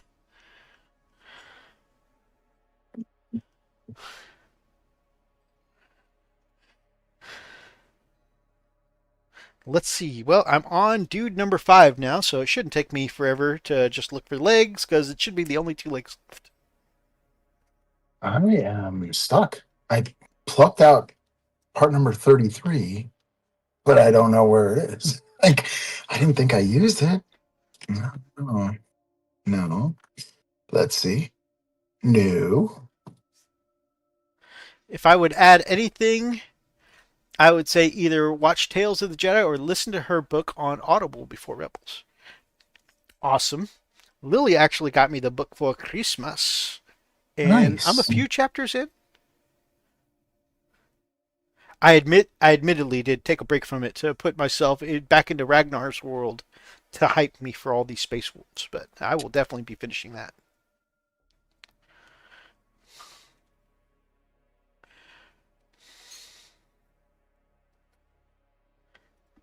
Hellworks also really liked Andor.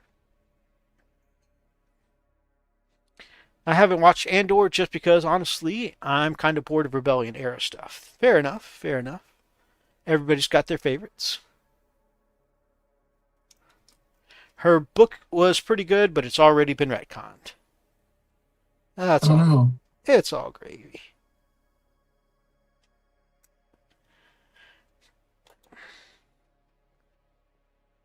Andor did a great job of bringing up Rogue One. You will geek out, dude. Nice.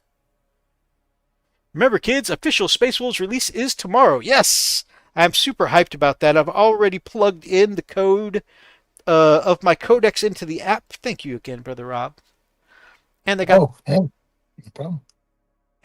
the voice actors for Ahsoka to read her book. Awesome. I gotta say, I think she is an awesome character, and I love her very martial arts fighting style in the show. But also, if I can just be a pig for a second, she is also a very lovely Ahsoka. Chicka wow wow. Code is already live on the app. Exactly. I plugged it in the other day, and I was immediately. Actually, I was on a plane uh, just last night putting together lists. That is not my forte. I do not put lists well together. I mean, I don't exactly have a high win ratio with my Space Wolves, but which is one of the reasons I'm playing Custodes now. I actually really enjoy playing Custodes because, like Space Wolves, they're a very close combat army, and honestly, with their stats, it's hard to play them incorrectly. Although I did make a few misplays last time. Mine either, Rob. Now I had a Hmm? hard time watching the Acolyte. Understandable. Still need to finish that one.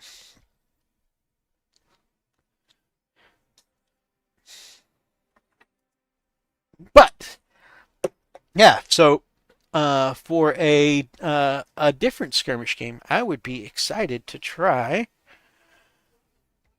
um, Rain and Iron. I might have to check that out. You definitely Oh, enjoyed it's fun. watching your battle report for it. Well, thank you. Yeah, my wife really loves it. She's like, this is pretty, really cool. She also likes Malifaux. You I can haven't played that in a long time. check out the awesome video of him and his lovely missus playing that game over on his channel, his latest battle report. Check out, Minature's Paintbrush. and again, you can find him in the link below, the Friends of Wolfbrother Mythos. I appreciate it. Still need to finish that one. My index lists all started with 80 points of Fenrisian wolves, so it's very cool. I loved Acolyte. Sad to know it's been canceled. That's a shame. Crap, I have yet to open Cursed City. I Oh, think it's cool that they've started reprinting that because those are some cool looking minis. I happen to see it a few boxes of that on sale at my local game store. yeah, that sold out really quickly, and I'm really glad they started reprinting them because I have my copy and I have not started painting those. Although you cannot use them in your vampire counts. Oh I don't know yeah, what they they call they it moved now. them to Legends. Yeah. You can't use them anymore. But still, they're cool, and I want to play the Cursed City as a game. Like that is a good game. Warhammer Quest is fun. Speaking of games, I mentioned earlier that I would get a chance to participate in Mini War Mutt's 5 Parsecs from Home game, and Ooh, I nice. actually picked up that book recently. Mm. Even though like he is running it on his channel and he's going to do most of the playing, and we get to role play and make decisions kind of between games.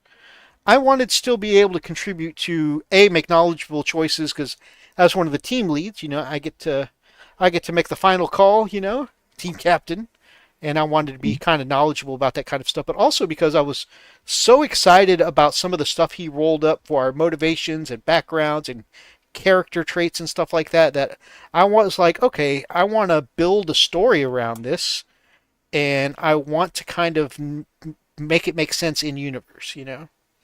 And so I ordered the book. And furthermore, because it is a solo roleplay adventure game, like because it's solo roleplay adventure, I can actually take it on the road and be the kind of thing that if I'm spending a week, on the road for work, hey, it might be something I can actually play on my own in a hotel room and maybe do some content. Content in a hotel room sounds a little shady, but you know what I mean. That could be the title of it. Making Content content in a for my. hotel room. That's right.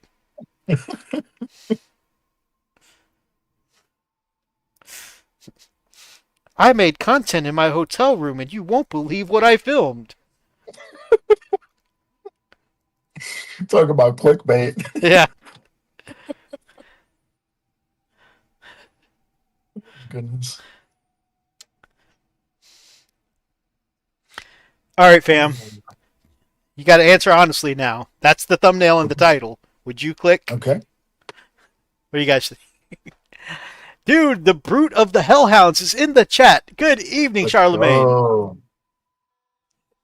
Late? Sorry. No, no, no. A Charlemagne is never late, nor is he early. Charlemagne shows up exactly as he intends.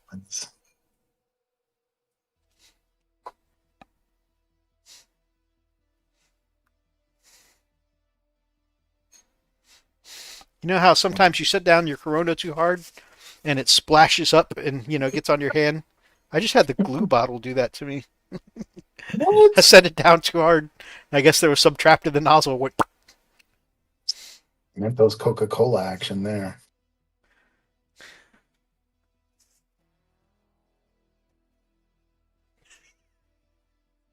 Yeah. Sometimes the glue bottles work against me. I'm not sure why my wife is frowning at me. 1 second.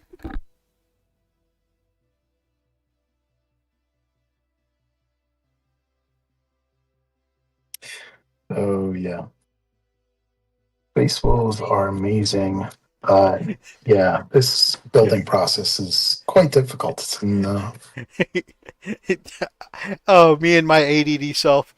I was like, babe, what's that fresh face for? She's like, what do you think? I'm like, I really don't know. She's like, think about the last two things you were talking about.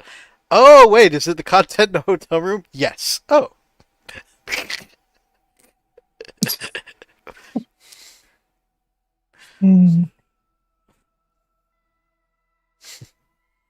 She has so much patience with my ADD.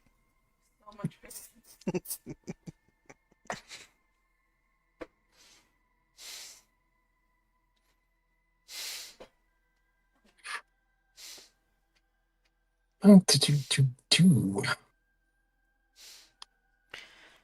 35 and 36. Let's see what we got here. So, I mentioned I am doing the Red Maws. You are doing the Champions of Fenris. Thomas, did you want to say what you're doing, or do you want to save that for one of your videos? I mean, Hellchild. I'm over here doxing Hellworks.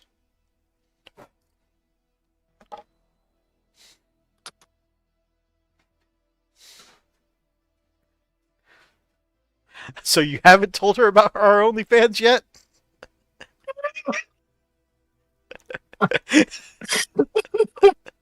Oh my. And this is how we get banned episodes. Right?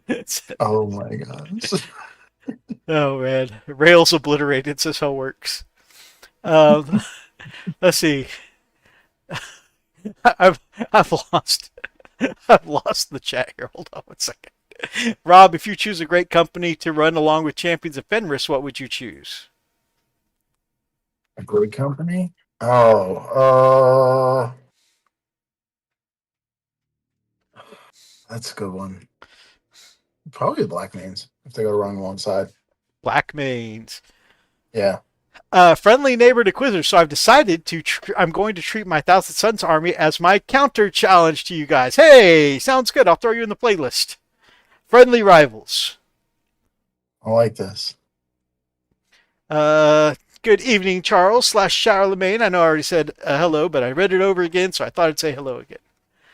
Just, I made content in my hotel room. You won't believe what came out of it. Yes.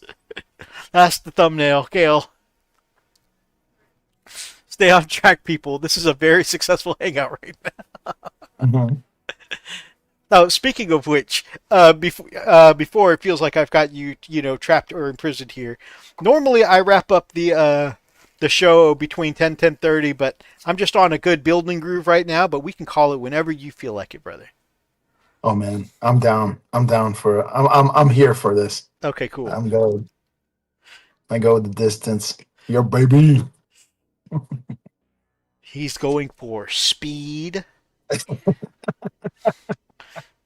Exactly the reference. but we're hanging out together, so he's not alone in his time of need.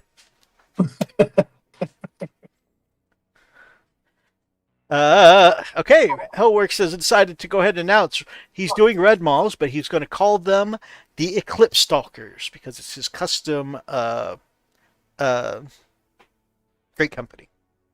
Mm-hmm. Charles just got done gluing an MDF skirt or fender across the front of one of my paint racks. It's one of those where they got the little nibs to hold in the bottles that break off. Very cool. Mm-hmm. Brother Roxas singing the lyrics with us.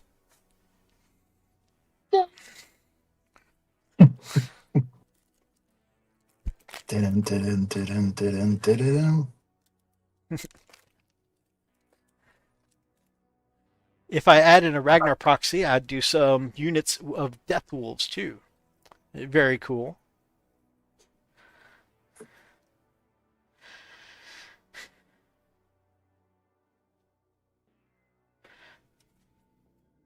So Eclipse Stalker,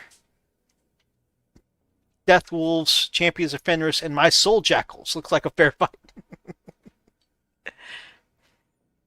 Yeah, against 1,000 Suns. Yeah. I do Black Mains because molded pauldrons aplenty, and I'm still on the fence for my custom name. That's cool. That's very cool. Yeah, since I'm revamping, I figured it would be a good time to change great companies, which I'm sure is one of the intentions of them putting out. So many choices of decals and such now. They probably figured that several people would be, starting anew with the box. Speaking of which, you use decals, brother Rob? I do, but differently. I like decals when I'm painting an army. Mm-hmm. However, when I'm painting for competition, I'll apply the decal and then paint over the decal. So I use it as a guide. Ah. Because everything has to be, well, it doesn't have to be painted, but if they see that you have the technical acumen, but it's like, I don't know, it's a way to cheat. I guess it's a hobby cheat, or a competition cheat where you could just use the outline of a decal and you already have the scale of what it is that you want to paint. And then you could do anything on top of that. So yeah, it's pretty cool. That's awesome. Well, Yeah. Wolfbrother Hobbies, did you say you did say Death Wolves, right? Or am I confused? That was my second closest choice. Although I'm going to go Red Moss, which Hellworks just covered. Um, so what I was going to say is, since you're doing Champions of Fenris and I'm doing Red Moss, perhaps I could Mhm. send you some Champions of Fenris decals I come across. If you want to send Oh, me some Red Moss, you got it. sweet. You got it.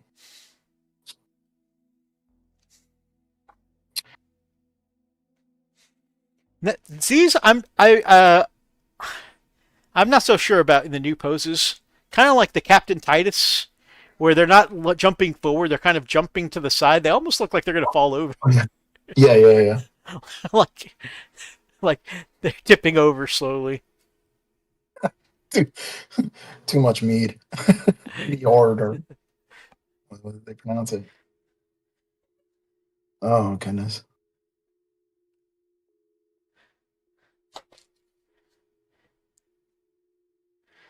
Let's see.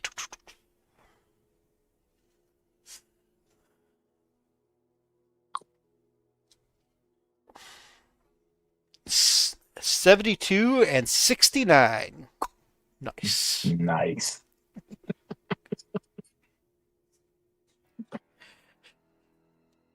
Or two peas in a pod. You gotta watch it. Yes, sir.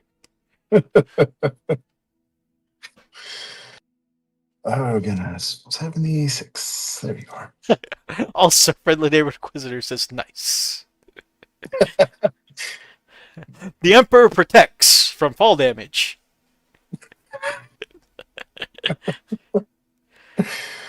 Hmm. What are your thoughts on not being able to lead generic Marines with Space Wolf leaders and vice versa? I think it's Yeah. unfortunate because I have a couple of captains and such that I have wolfified to make them wolf lords, and so they usually go with certain squads, like my Blade Guard veterans and a wolf lord. But I used to be able to take, like, say, Ragnar or Crom with my with my Blade Guard veterans, and I like having that kind of mix and match. But I have mixed feelings because I also kind of like and understand that they're trying to find ways to separate that uh, the non-codex chapters should be more than Space Marines with better, with more and sometimes better options. So I understand that they're trying to create some layers of separation. So on one hand, I don't like it. On one hand, I do. It's very, very complicated for me, I guess. Yeah. I think I mirror that as well. Like there is definitely levels of you expected us to run and create our own leaders, and now you're pulling the rug off for us, and then we have to like take the models that we spent good money on and time to convert, and now they're trash. Like that's not really fair, in my opinion, for that. But at the same time, a lot of people have been claiming that this edition of Warhammer is starting to become very vanilla, like very, very samey. And so putting that separation is important. So um, I think what they should have done is why not both? You know, give the option to take your Wolf Lords, but also have the option to take these Wolf Lords. And how do you sell the new ones? Well, just make them slightly better. Everybody will take them, and I then nerf them later, like you usually do. GW. I do like that it kind of like enhances flavor a little bit. Like it kind of gives you more incentive to take the Space Wolf specific stuff. Mhm. But yeah, like utility wise, I definitely would like to be able to mix and match.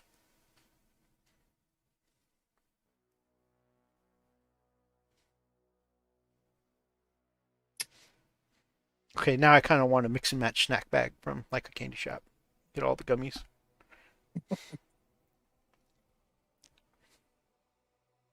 Oh goodness. All right, favorite snack to snack on while you hobby? While I hobby. Yes, hobby snack. And it's not going to be Cheetos.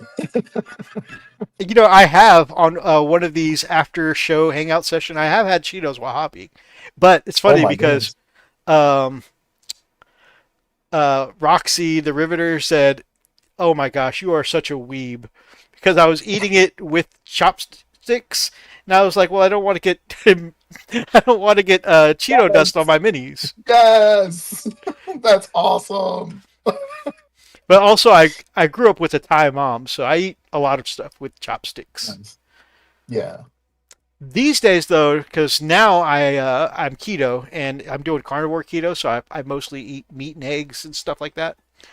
And so uh, beef jerky now I think is that kind of my go-to snack for that kind while I'm sitting there doing something else like hobbying.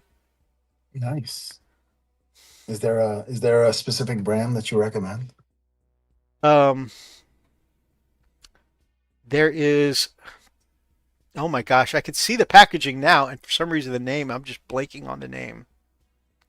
There's a brand. I mean, there's several brands, but this is one that I can find pretty easy in my area that has less than 1% of one less than 1 gram of carbs in it Oh wow. for their seasoning, and it's just not coming to me. Whenever it comes to you, mention it. You listen now, company. This is a sponsor you could have, okay? Right here. That's how. The more That's the merrier. that's exactly how you get sponsors, guys. Forget their name on the air. Forget their name. They'll never let you forget their name again. They'll send you box after box. Oh yeah. Oh, this is actually how I get the sponsor. I'm like, I forgot their name, but if any company that has carb-free jerky wants to hit me up, I'll remember it real quick. For sure.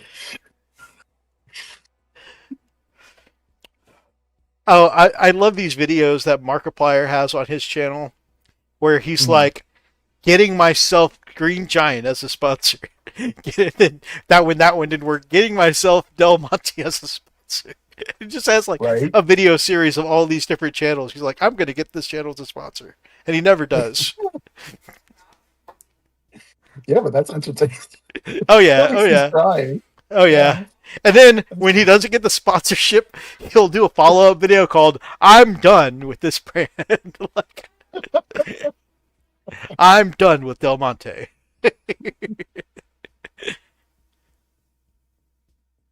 I think I'm gonna. You've inspired me, Wolf Brother Mythos, to put the backpacks on these guys. So I'm not gonna. I'm not gonna sub-assemble them. I have way too many. Life's too short. Way too many indeed. Uh, Yeah. what about you? What are your favorite hobby snacks? Whew. Okay.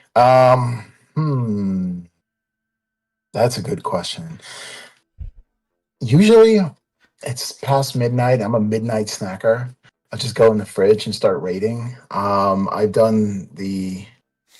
I have Greek yogurt, and then I like violate it by putting in like strawberry jam.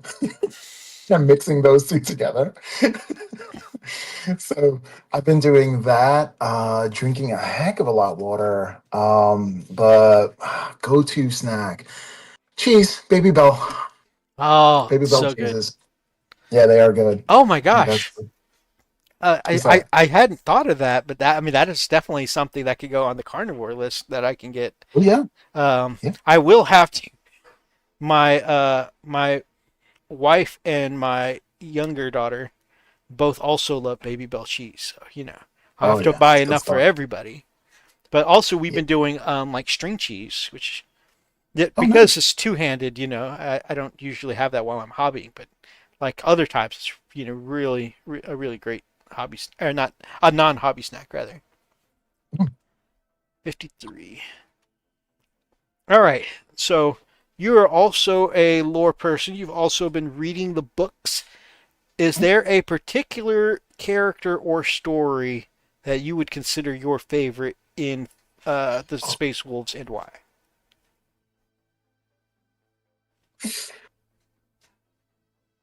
I don't. They just came out with a new book too. Um, for just Space Wolves, right? Yeah, just for Space Wolves. Um, I would have to say the one that you're reading now, and I don't want to give spoiler alerts.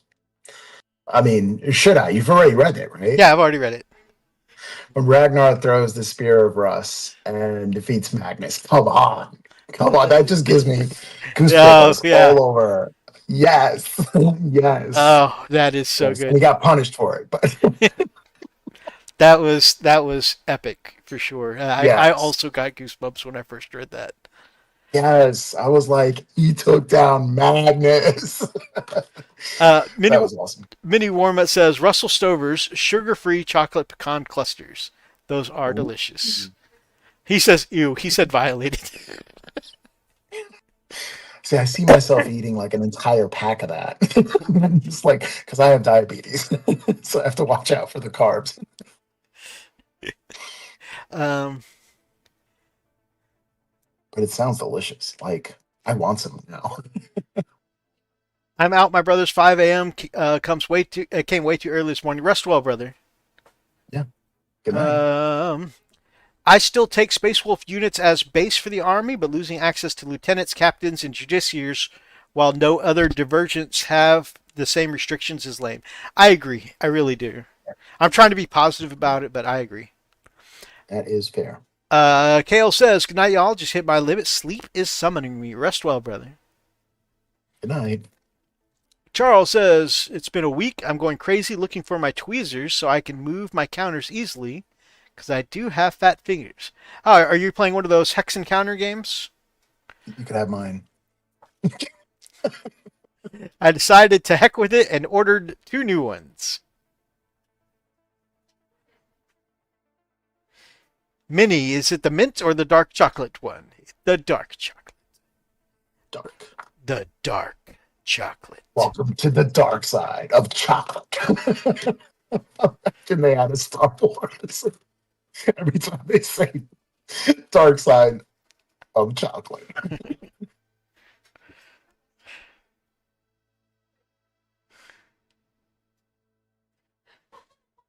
Are you a fan of dark chocolate? Yes. I It's do supposed to be healthy. prefer um, milk chocolate, but I do like dark chocolate. Yeah. And my favorite, which my wife thinks is an abomination, my favorite is white chocolate. Cookies and creams, baby. He's like, that's not a chocolate. I'm like, it's my favorite. She's like, well, if you look up, the technical definition, I'm like, I don't care. It's chocolate in the name. I think it's tasty. While you look that up, I'm chewing. Nom nom nom. But she is correct. It is technically not a chocolate. Okay.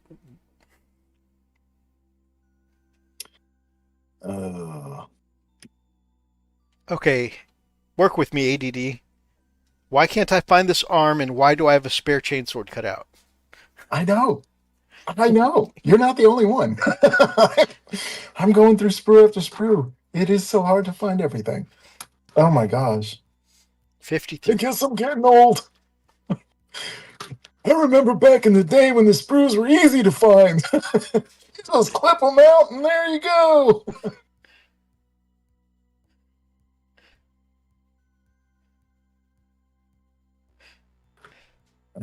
When was it that you first encountered Warhammer? For me, it was right around 30. So it's been about 10 years in the hobby. Did And you ever do that? I started up as a kid and then took a break and then came back. nope, nope. I had seen it in the comic book shop when I was young. And Nice. I had asked for it. I volunteered to take my allowance. I volunteered to help out bussing tables at the restaurant my mom worked at, which Oh I wow. sometimes did on the weekends. Mhm. But my dad was adamant that I stay away from all of that stuff. Games like that. He also cited Magic the Gathering, D&D, all of which I did eventually behind his back. Uh, Of course. but he's just like, Not nice, dude. no, he was adamant that those were hobbies that were a money pits, which he's not wrong there, Mhm. and also that basically the stereotype of people who play D&D and Magic the Gathering, how they don't do anything successful with their lives and stuff like that, and you know. And then he had this phrase he used a lot back then, was that I needed to get my head, quote unquote, out of fantasy's ass. So That why you want sci-fi?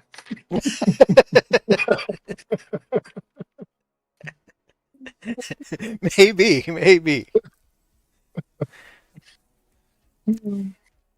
I'm really scanning the sprue, and I'm not sure 53 exists. Yeah.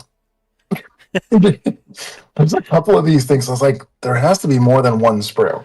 Like that, it's got to be like four sprues. I don't know that I'm supposed to be looking through because yeah, it gets a little confusing here, I'm even scanning blanks in case I already trimmed it. right?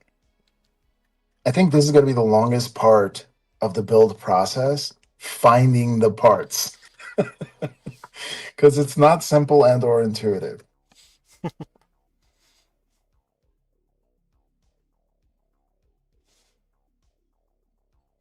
Which do you rather, painting or building? By far, painting. Yeah. I I know I've always equivalated it as where some people enjoy the building process. For example, Thomas, it's amazing at the build process. I always equivalate the building part as necessary, but the delay for me to get to painting. I love painting. I love seeing how my skill has evolved in painting, and I feel like I can see progress in my painting. I never honestly feel like I feel that same progress when it comes to my building. Like the same things Mhm. I struggle with now, I feel like I struggled with 10 years ago. Like I still have trouble with the same bolter arm thing, like where bolters used Yeah. to, apparently in the new Heresy kits, they come in 3 parts instead of 2. Go figure. It's like, what? Like I can't even line up 2 parts now. Right.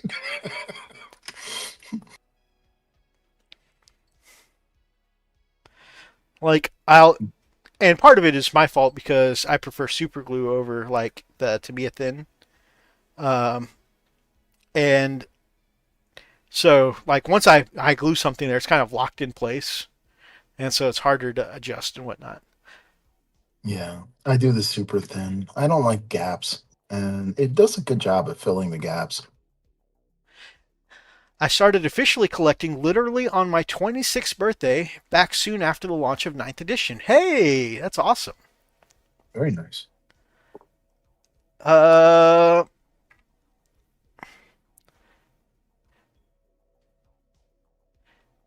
let's see.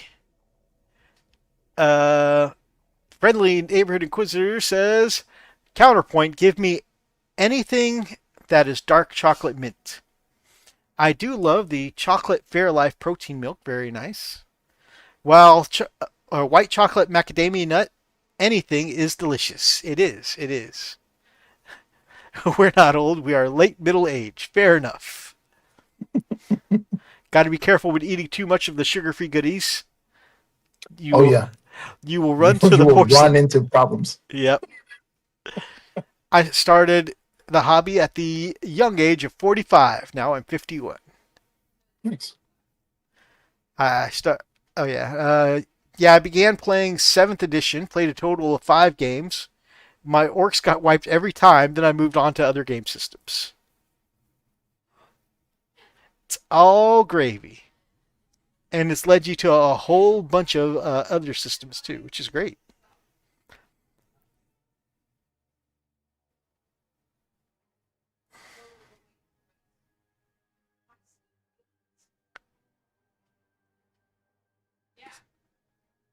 70.5 minis. It's been 3.5 years thanks to Fistful of Lead and Not Jay's YouTube channel. That's cool.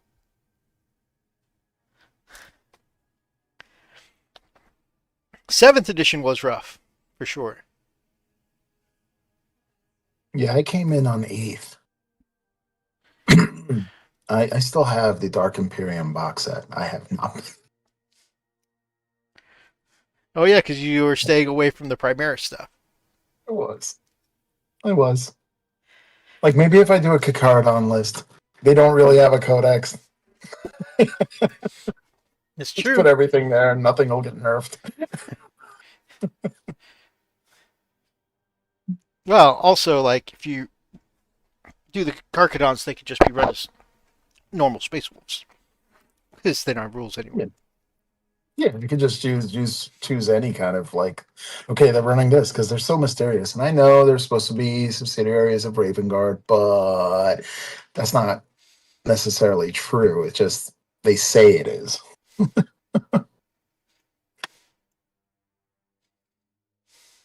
Maybe come up with a custom champion.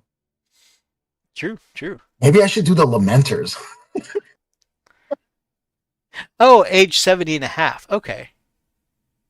What's that? Charles, we were talking about how old we were when we started. Oh, 17 and a half. Wow, that's cool. 70 and a half. Oh, 70? Yep. Whoa. Veteran. I love it. Yep, yep. Now I need to play Fistful of Lead again sometime. Been a long time. Just too many games out there.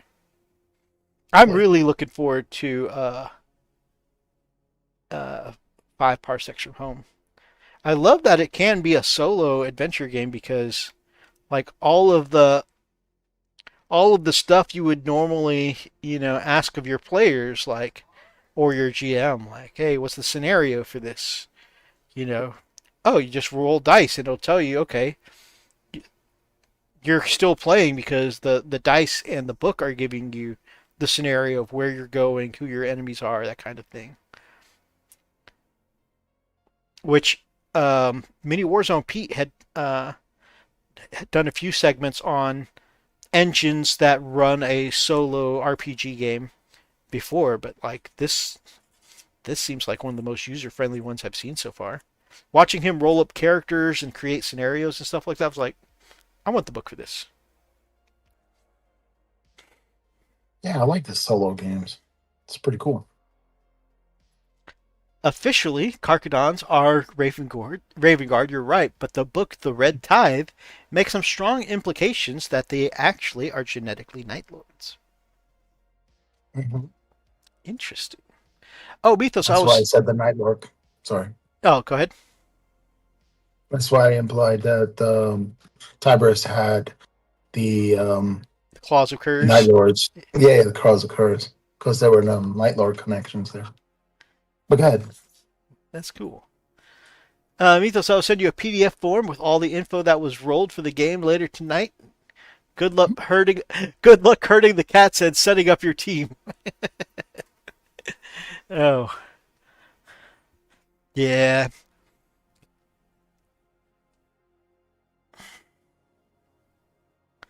Hey, Gamesburger, still working on my wolves. Hey, we're building up some here ourselves. And I've just gotten through my first 5 blood claws. Minus the shoulders and heads, because I'm going to paint those separately. I just hope I'm doing mine right. Yeah. Even though. Oh, same. Heads and shoulders sold separately.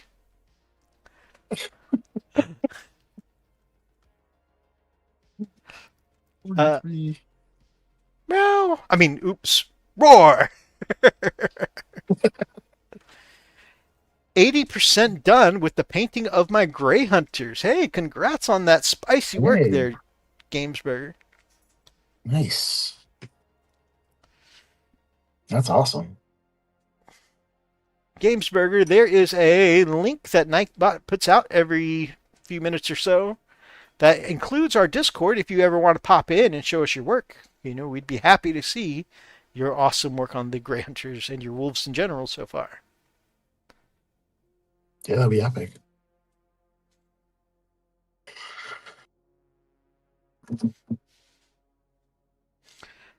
Yeah, if you are or were into RPG games, this is literally a two-in-one type of game. Yeah, I'm excited. Like I said, that's why like I'm not only excited to play in your game, but like it being a game I can just play when I'm on the road is so cool.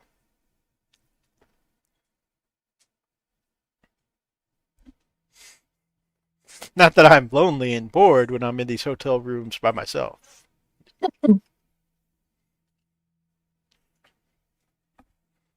It's 43.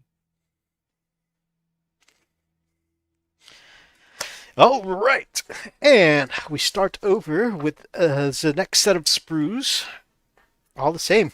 I also love that. Now, granted, the heads and shoulder pads I am doing separately, so you got to imagine that those aren't there. But still, like for a Primaris kit, that's quite a few bit of leftover hit bash options to go in your bits box. Like there's all types of wolf talons and necklaces, wolf tails, knives, pouches. Um, there's a few extra pistols, two extra chain swords, a power sword still left over, a power claw, or I mean, wolf claw rather,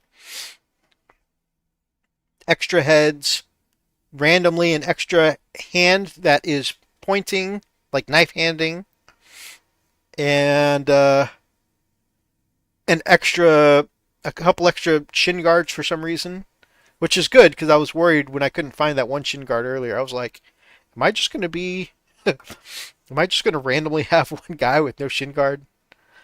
But no, I ended up finding that one. But it's good to know that there are a couple extra on here in case somebody drops it like I did. There's a really cool Mohawk guy here. That might be my pack leader.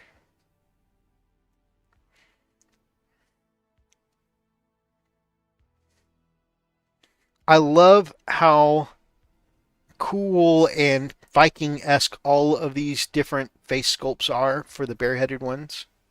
Oh yeah, I'm gonna have fun painting those. So I confessed before, but those who weren't here last week on the for the show, um, the Ragnar I painted, the face was not painted by me. I was given a lesson in painting faces by friend and guru at the local game shop. It goes by Mr. X or Manager X. Uh, just so he, he stays off the social medias. But yeah, so a I got a painting lesson from him for faces because I said, I feel like I do a pretty decent job painting, but I got to say my weakest skill set so far is faces, and I'm not happy with the way my faces come out, and I don't want to do that on Ragnar. Can you show me? And he actually gave me a lesson right there in the store right away, Nice. and um, and he showed me on my mini, so that way I ended up with a great looking Ragnar and a good lesson painting faces. And I'm like, I'm going to try and apply this to when I do my blood claws. So I am definitely doing quite a few faces this go around with my space wolves. Early, my space wolves, I didn't do faces at all. I ended up adding them later. Like by the time I got to Wolflord Mythos, I did my own face. But I definitely feel like my faces could be better. Well, yeah, I mean that's part of the hobby journey, right? You always want to try to improve. If you are the best at everything, then I would. If I was the best at everything, I would stop hobbying because there's no point. Like I'm not going to improve. It's just doing the same thing over and over again. If I was the best at hobbying, I'd be Sam Lenz. He is awesome. He is awesome. Very humble guy. He was the one that handed me my pin for Nova Open. I'm like, bro. He's like, dude. he's very chill. Yeah. tall too, very tall. A lot, most of those people Why are so are many very tall people in the people. hobby so tall? They are. I They're feel all like it's over like 6 foot. I feel like it's just me and Elston Nation down here. I love that GW can't order their numbers together. Dot dot dot. Not love. Well, you all take care. TMP. The pieces on the sprue come off with cutters. Staring at them does not intimidate them to jump off. I got two. It takes us a while to find them. Okay. It really does. It really does. It's taken me forever to find. I'm like, this is not intuitive. What's going on? Did I get the right part? I'm following the numbers. I want to crawl in the fetal position. Mama. Mama. Ooh. Ooh.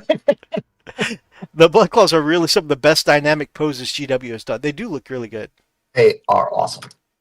And I like that they include like different race faces. They have, the Asian face and they have the black face and it's not just all singular Viking blonde hair, True. red hair. I don't know It's if pretty cool. I don't know if any one in the chat has ever played the video game series Tekken, but one of these faces literally looks like Heihachi. Oh yeah. I never thought of that. That's pretty cool. Evil. 5'3" and shrinking tall? Not me. Hey, I'm only 5'4", Charles. We are virtually the same. That's good Nice. to know. We have a third member in our club. Man, everybody in the UK gives Elston Nation crap for being short, and he's 5'5". So I'm like, I try to not to bring it up very often, but he's actually an inch taller than me.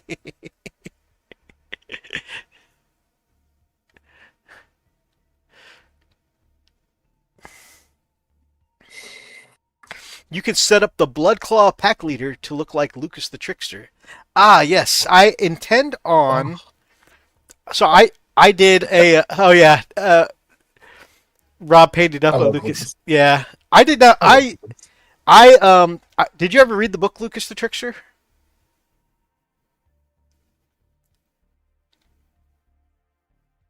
Rob? Oh yes. I thought you were talking to the chat. Oh no, no. Absolutely. It's Oh it's yeah. it's so good. Absolutely. After reading Yeah. that book, I actually converted a Gygor Fellhand with the cloak from Harold Deathwolf and a few other bits, and made my own kit bashed Lucas the Trickster. And now I want to get the same cloak because I love the way that the swirl on that cloak added some movement to my Lucas the Trickster.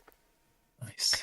I want to get one and convert up my own pack leader, Lucas the Trickster, since they just have him as a pack leader now, for to go in this army eventually. Which means, unfortunately, I'll have to either look for the bit on eBay, but they haven't sold Harold Deathwolf in a long time. But I'm gonna have to try and get one of his cloaks somewhere to kit bash another one. Gamesburger also says that was a good book. That really made me. It really made me like the character so much more than just the passing glimpses you get at him in the codexes, where he gives like a little bit of his lore. That really made me enjoy him, but also like looking at the way the Dark Elves or the Dark Eldar raiders hitting up Fenris for sport kind of gave me some insight too about how these interstellar battles kind of affect the people of Fenris, because like you read a lot of their books and most of them are like they're written from that tribal primitive point of view where nothing ever happens until they become a space wolf. But like this was like a whole countryside that was affected by Dark Eldar raiders in that book.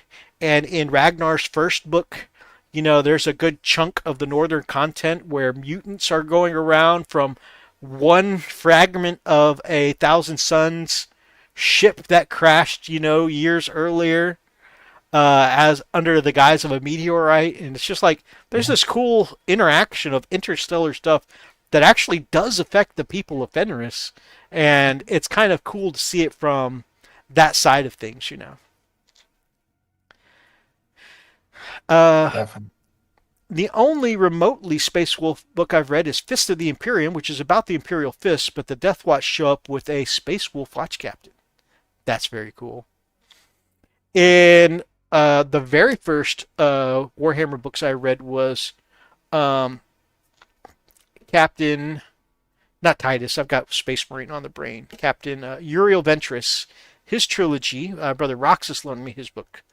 And that was cool because in the second book there, he gets to work with the Death Watch, and one of the Death Watch veterans is a space wolf with twin lightning claws, and Oh, nice. that was another one where I was like, I think that was pretty formative when I finally got to around to collecting Space Marines. Like, oh yeah, I need to do that. And so one of the first characters I built out of the first Space Wolves box set, which by the way made Great Hunters, Blood Claws, and Wolfguard. Right, and so it came with all of these cool weapon options, but it didn't tell you what goes with what. Because you had to get that information from your codex. So I was just building stuff that looks cool, right? And so I Right. built out a guy with a thunder hammer and one-handed bolter that goes to the Grey Hunter squad. I built that as a guy. I built a guy with a wolf pelt cloak and twin lightning claws based off of that guy from the Ultramarines book. Sweet. What was everyone's first Warhammer book? For me, it was the Ultramarines Omnibus. Uh, Blood of Asaheim is my trilogy is my favorite for the Space Wolves. That is on my. I have the books right here. That is on my list. Space Wolf Omnibus for me. Space Wolf Omnibus, very nice.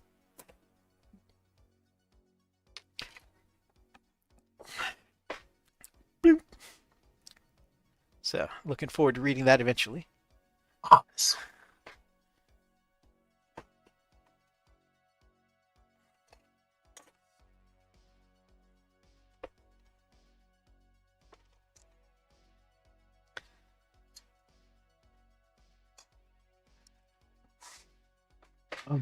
Mine was Devastation of Ball. Oh, that's a good one. is a good one.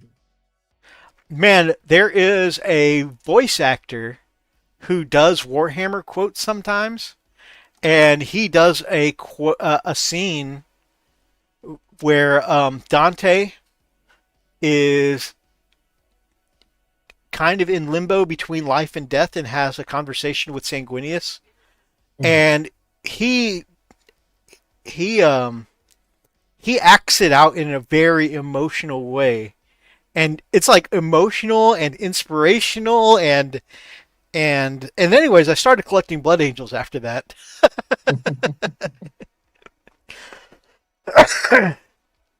I got to send you that quote though if I can find it. It's so good. I think I have it saved somewhere. But What's gonna happen? huh? What do you think is gonna happen when Dante meets the lion and Nihilus? Because Rabute Gilliman gave Dante regions over the Nihilus, uh, Imperium Nihilus.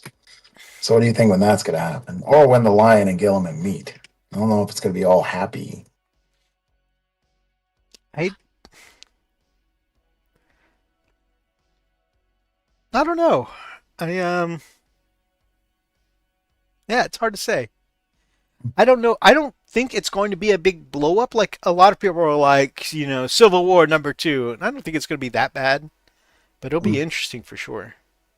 yeah. What am I staring at this empty sprue for? I'm on to number 6. Number 6. Yes. Oh my gosh. I don't know. I think I'm messing these up. I'm trying. Dante has met the lion, says friendly neighborhood inquisitor. Huh? Oh, how? What happened? What was that about?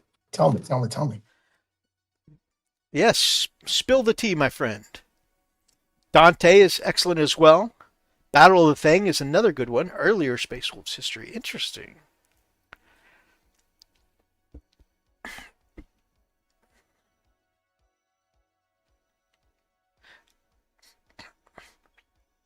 I have up here the two of the three Warzone Fenris books, Wrath of Magnus and Curse of the Wolfen.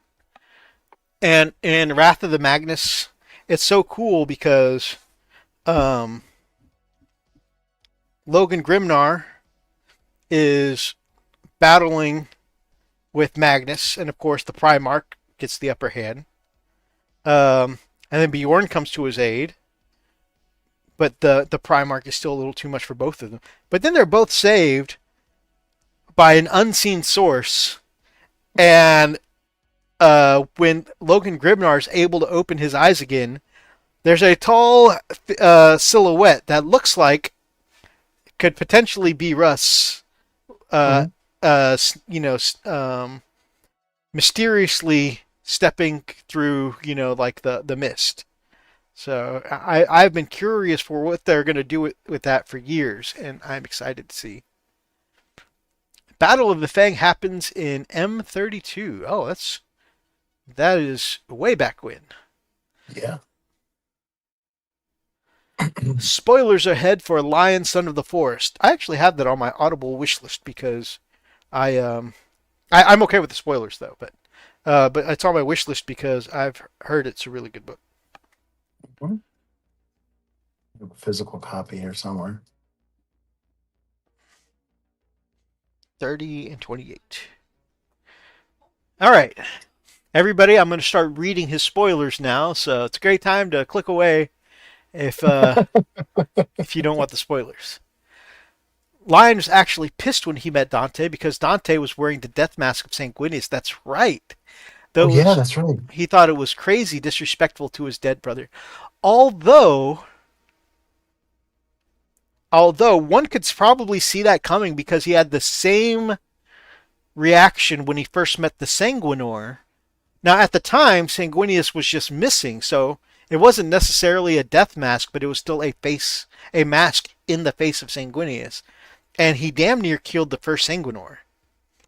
So that actually is kind of a expected reaction, I think. Lion Son of the Force is going to be my next Audible credit. I already know the spoilers, lol. Yeah, I've seen the cliff notes myself. I think Auspex Tactics covered the cliff notes of the book, so I kind of know most of the spoilers too. Mhm. While he was raging, internally it dawned on him that Dante had mentioned meeting another Primarch. When he questioned it, Dante mentioned Gilliman was alive. Interessante.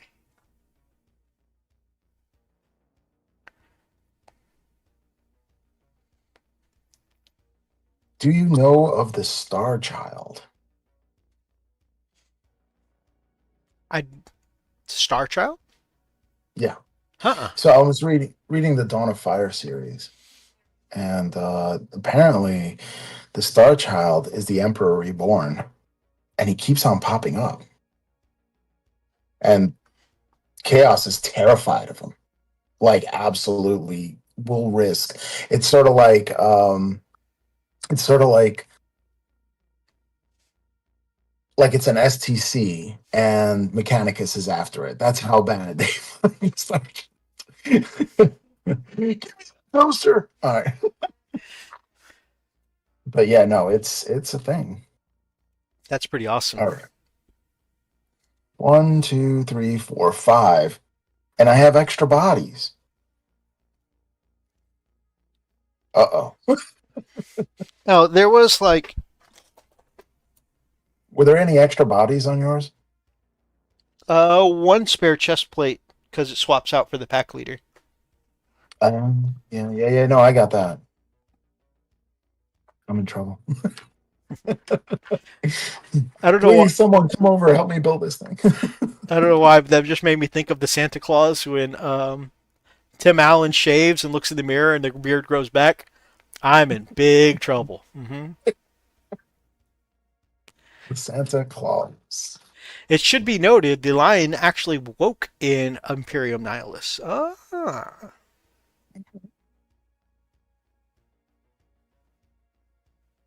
Forest Walk. I have to paint him up too. Goodness. I need to paint up the con for my Dark Angels army. Oh yeah.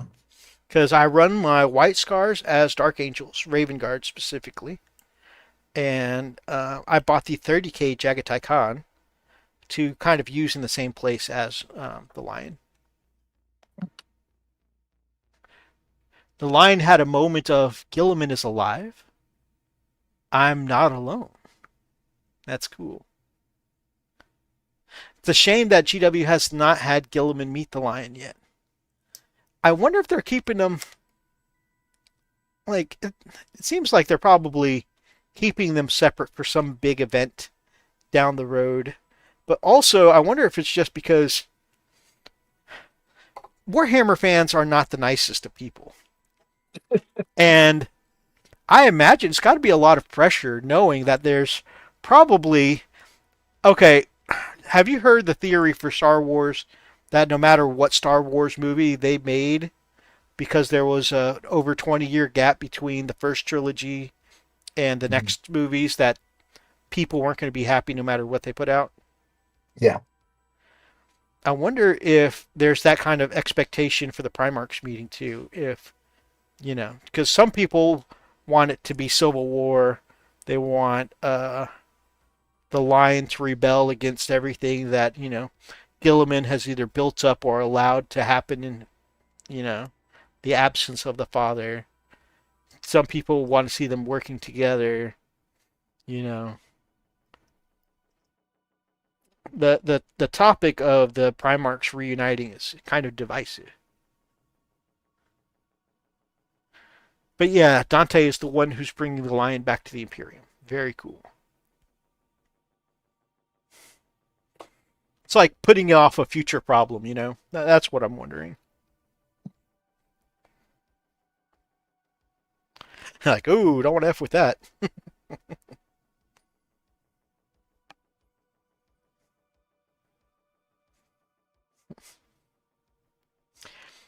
In the words of, some other man, y'all's attitude, that's why we can't have nice things.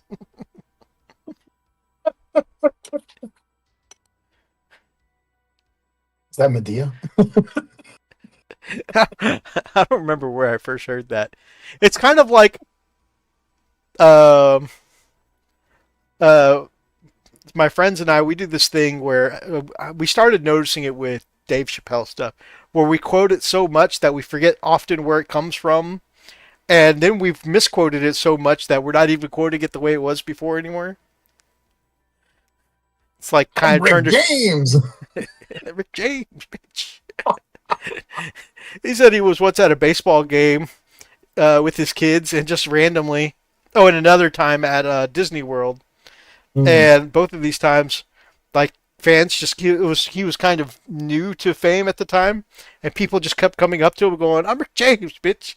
That's that's very nice. Would you mind not calling me a bitch in front of my kids? We're at Disney World. Oh my God. I was like, I can respect that. Yeah, of course. It would literally not make sense for the line to go to war with Gilliman. That's what I think, but so many people are clamoring for it because they're like, "There's no way, he'd let himself be or he'd let Gilliman be a regent and stuff like that." I'm like, he was actually on board when Gilliman started Imperium Secundus. He was Mhm. he was like the right hand man at the time, along with Sanguinius. But so many people are like, "Nah, the lion needs to fight his ass." Oh, okay, you do you, buddy.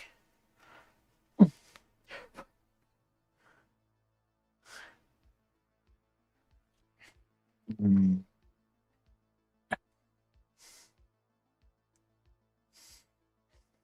I have extra pieces. Like a piece of IKEA furniture. Where do these screws go? Damn it! Oh, Where do those are these screws? extra. Oh, come on. I messed up something. I don't know what. They do have weird stances. I built five, but I built them out of three sprues. Is that normal?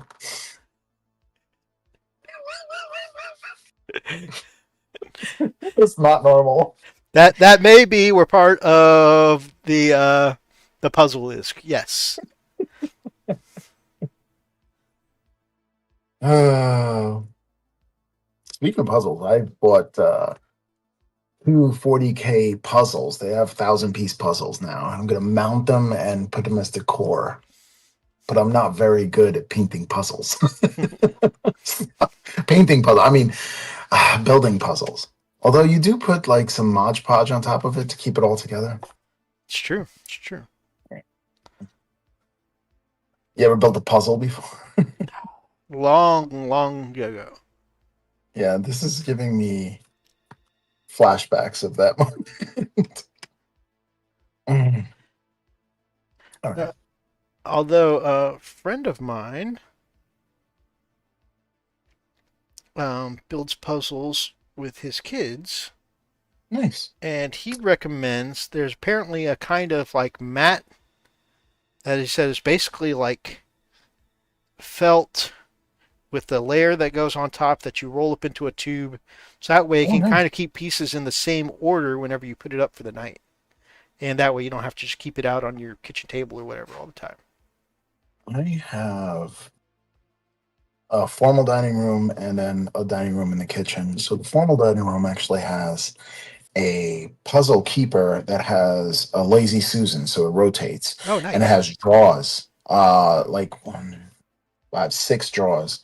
So if you have something of the same color or something that matches, you put them in that drawer, and then you just pull the drawer out, and then you can work on that bit there. So That's I pretty keep it cool. there because I don't really use the formal dining room for much of anything.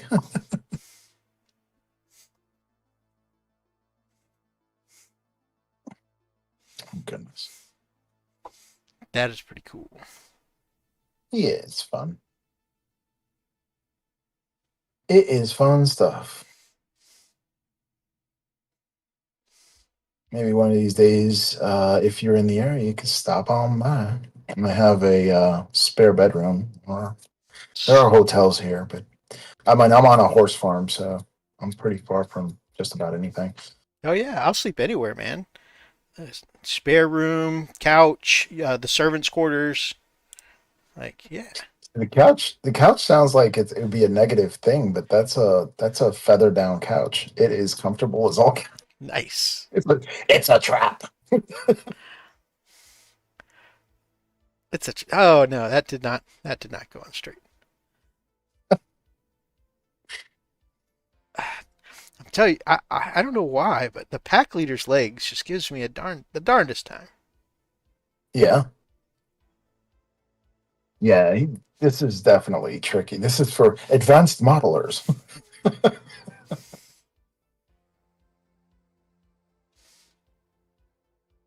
Uh, I always said that one day I'll get a Warlord Titan. I don't know, man. It's a lot. It's a whole lot. I'm thinking about getting the Joy Toy, the Joy Toy Titan. Have you seen that one? Uh-uh. Oh my gosh. So they have a Night Titan and from Joy Toy. The thing is the same size. The same size as a Warlord Titan. That's crazy. Yeah, I'm just proxying that. If I could ever if I ever had the spare money for Joy Toy, I would definitely want to track down one of the Thunderwolf Cavalry ones. Yeah. The problem is that I probably could have it, but miniatures, Yeah. Yeah. miniatures, and pesky things like rent. And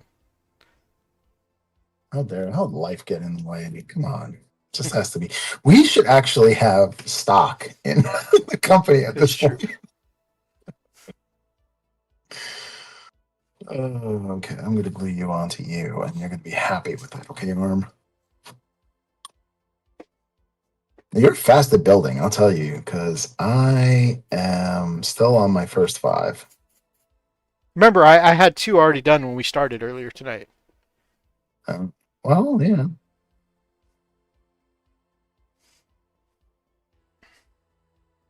No, Okay. What? Uh-oh. That did not sound good.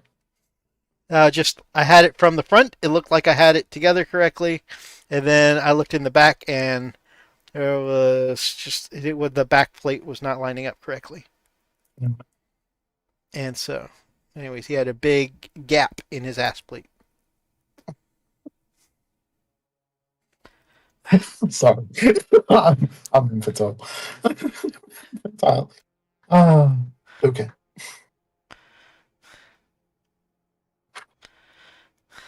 Time to get cracking.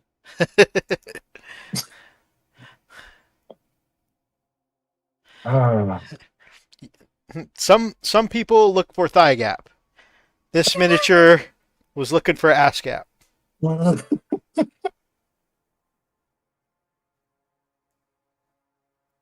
Oh, goodness. So these gray hunters, they're just sitting on objectives, right? Um, e- Either that or you can expand. Like I think what they're best for is either camping your home objective, but 10 minis is kind of a lot for camping your home objective, or what Right. they call your natural expansion objective, which would be move out to the closest to your deployment zone and keep the enemy from taking that one and just rack up points on it. But yeah, they're not really a damage dealer role. They are pretty much an objective role. Like I said, a lot of people find that they are kind of expensive to be a 10-man unit to babysit an objective, but they really don't have any damage dealing capability. Light infantry is about it. Light infantry, but the fact that they're OC3 per body really makes them ideal candidates for sitting Oh, object. that's why. Because OC3. Yeah, and the fact that they come in a 10-man blob, so both of those things make them pretty ideal. It's one of the few squads you can have that, can compete with OC for like horde armies. Yeah. Because while a 20-man, 25-man squad of Imperial Guard with like OC 50 is technically going to have more bodies on the objective. They have enough attacks and firepower uh, to knock down the numbers of a horde army. And also, OC3 apiece means that, they may be able to have 25 bodies sitting at an objective, but technically it can be, it would take some good positioning to get all of those bodies on the objective. Yeah. And so OC3 per body is pretty dense for what you can actually put on an objective. The ASCAP, Friendly Neighborhood Quizzer goes, is for easy access.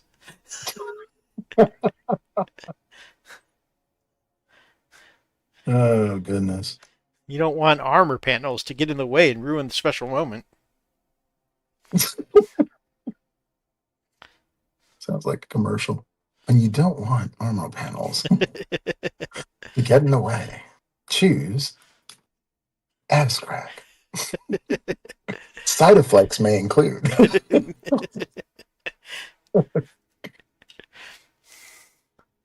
I actually started collecting the Joy Toy, but switched over to regular 40K. That's interesting. It's a knight, and they are huge. Nice. Yes. I'm here for it. I already texted my wife and said, Christmas is not that far away.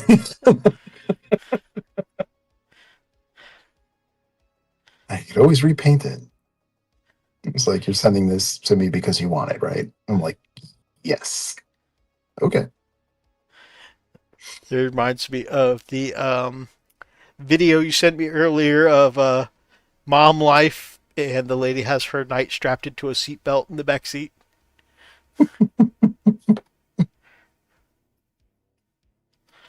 Yes. Yes. That'll be me. That's me and my second child.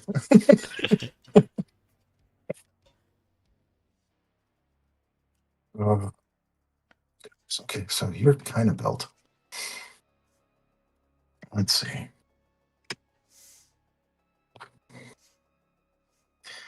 I decided to do the arms and weapons because it's less stressful than looking for the body parts. Hmm. Oh goodness. This method of sprues, it's not new because I remember when I did my Flesh Eater Quartz army, which my wife took for AOS. Um, that's why I'm building Skaven now. Um, the There were some units that were, when you build them, they were like this, where it's like half of the body is molded on and the other half is, and you got to put the pieces together. And I always thought, man, it's annoying. Lo and behold, that's the direction they're going into. Yeah, it's definitely more common for these like box sets. It's definitely less common for like everyday, like their standard, release boxes. But Oh, really? hmm Okay. yeah, I can like look at that. even like the modern Primera stuff. When you Yeah. get to like their standalone boxes, they're a little more of the traditional, like torsos, arms, legs. Uh, But yeah, these like box sets are definitely a lot more monopose and everything. Okay. Hello, all. Happy freaking Friday. Hello, Exgear Commander, my brother. Hope you're doing well. hey there. How's it going? What you working on next, Gear Commander? What you working on?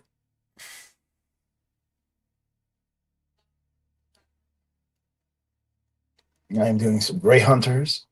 Mythos is doing up some Blood Plows. We're getting it done. We're on a mission. You know, I used to have hobby shops, like a local hobby shop next to me, and nowhere near any of the Warhammer stores. Now I'm in between two Warhammer stores and no independent hobby shop. The hobby shops they have are too close to the Warhammer stores that they can't carry Warhammer stuff. Oh no, That's a thing. Yeah, if you're too close in radius, you can't compete with the Warhammer store. So that's I'm like, crazy. I didn't wow. know. Yeah, no, I didn't know that either. It's interesting. Just closed up shop. That's good, man. Did you stop and drop before you closed up the shop? I Oh got it. no, it's the Rough Riders Row.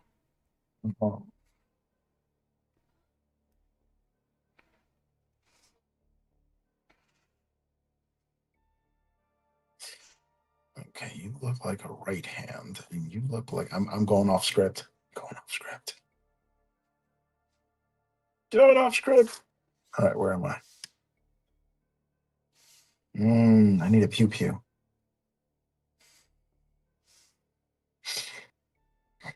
Where's 38? Good night. 32. Is there a 32 here? Uh. Oh goodness. How about a 41? Can I get a 41? Can I get a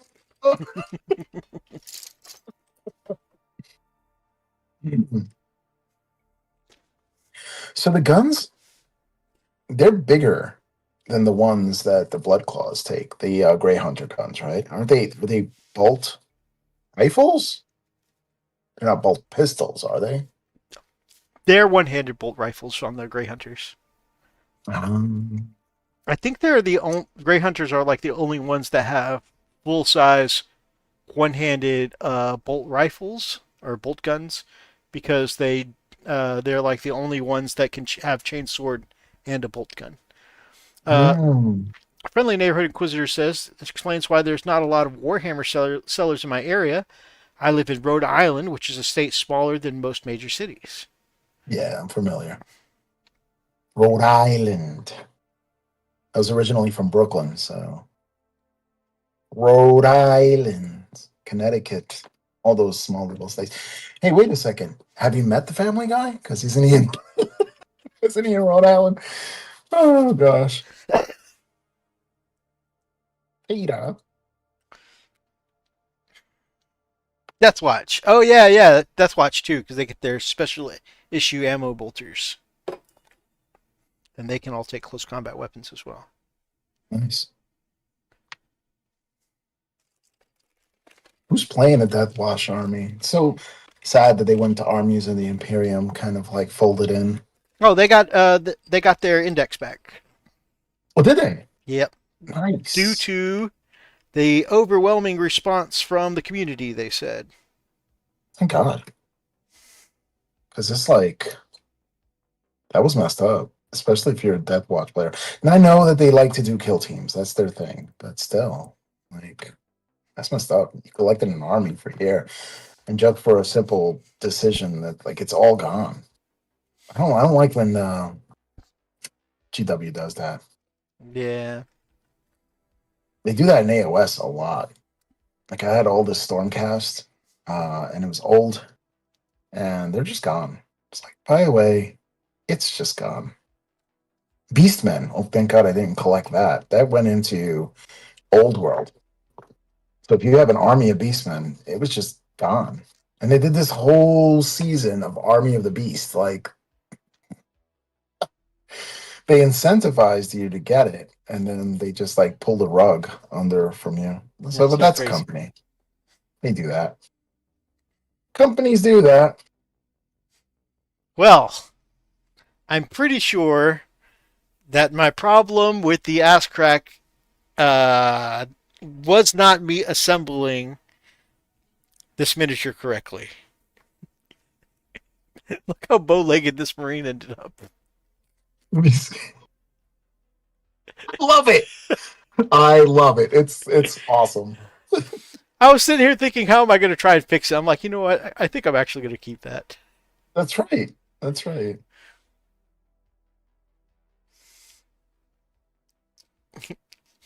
People are going to ask me, what's with that bow-legged one? Ah, that's Sammy. He had a crack addiction. It's crack. Did you ever? Were you ever a Warcraft player? Yes, I Are you played WoW. familiar with the Moon jokes? I know the Leroy Jenkins jokes, but the Moon, I don't think so. Uh, there What's was that? there was it was real popular on the World of Warcraft forums where somebody was using the random name generator, Mm. and the random name generator for WoW Moon was one of the names you could roll for a druid, Mhm. except for some reason it gave him Moon as the first name and last name, and just Fun. and anyways, Moon the retarded just kind of became like Oh no. on running joke in the Warcraft community for years, and when stuff that seemed like really dumb stuff would happen, people would just blame Moon like, damn it, Moon.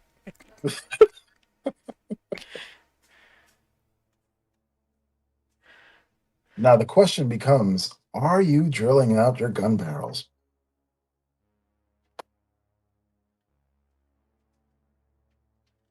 Say what? Are you drilling out your gun barrels? Not right this second because I want to wait for all the glue to cure, but yes. Okay. And not because like I'm one of those people that have to friendly neighborhood inquisitor. I will never drill a single gun barrel. Not because I'm one of those people that likes to bag on other people about you need to drill your barrels. But for me, it's just my brain. If I look at my own minis and there's no hole, I keep asking myself, but where bullet go? It's true. I am drilling out right now. I start off with my hobby knife in the middle. I make a pilot hole and see if it's in the center. If I know it's in the center, it's a good guide. And then I take my drill bit, which is right here, and I just put my finger as a guide. I don't know if you can see this. See if I can do it. I'll try to do it reverse so you can see it. So I put my finger as a guide to steady, like that. Okay. And then I just drill. And I'm going to do this reverse so this way I can show you how not to mess up a gun barrel. I hope. and that's good. Nice. And there Let's it is, with me not looking at it and doing it in reverse. I have the gun barrel drilled at the end. see. I Um, almost never, for some reason, the tips always. I guess because I'm abusive to my knives. I almost never have a tip on mine. So I usually use one of these um, pinheads for like a mm, thumbtack for that, and so I will start with a perfectly centered hole, and then mm. for somehow when I go through the process of drilling, that's for some reason when I mess it up and it goes off center. Maybe I just you were very slow and deliberate with that though. Maybe I should try. I was. I was. Well, I buy my blades by the 500. So Fair, fair. I go on Amazon. I think I spent $11, and now I have infinite amount of new blades. There's in and this goes my weeb side again. In the anime Fate Stay Night, one of the characters has this ability called Unlimited Blade Works. That's what makes just having 500 blades at your disposal makes me think of that. Unlimited blade works. Damn it, Moo. Let's see.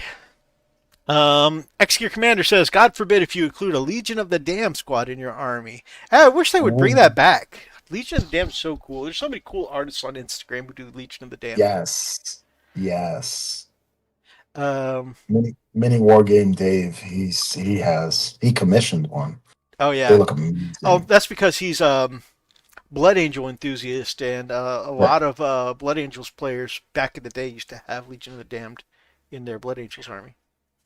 Hmm. I wonder if anybody ever decided to use a hot pin to poke a hole through their barrel instead. Ooh, that would be cool. That'd be interesting. I wonder if you get the right size. It might it might go south on you too if you're not very, very careful. Friendly neighborhood inquisitor to the exact same of you. He says he's got a pack of 500 blades at his station right now. Yeah, man. Every time I start a new project, a new blade. X Gear Mhm. Commander says that's me. I assume being one of the Blood Angels players with the Legion of the Damned. Uh, X Gear Commander and I used to go to the same hobby shop. He's actually where I learned about the Legion of the Damned. Oh, so cool. Yeah.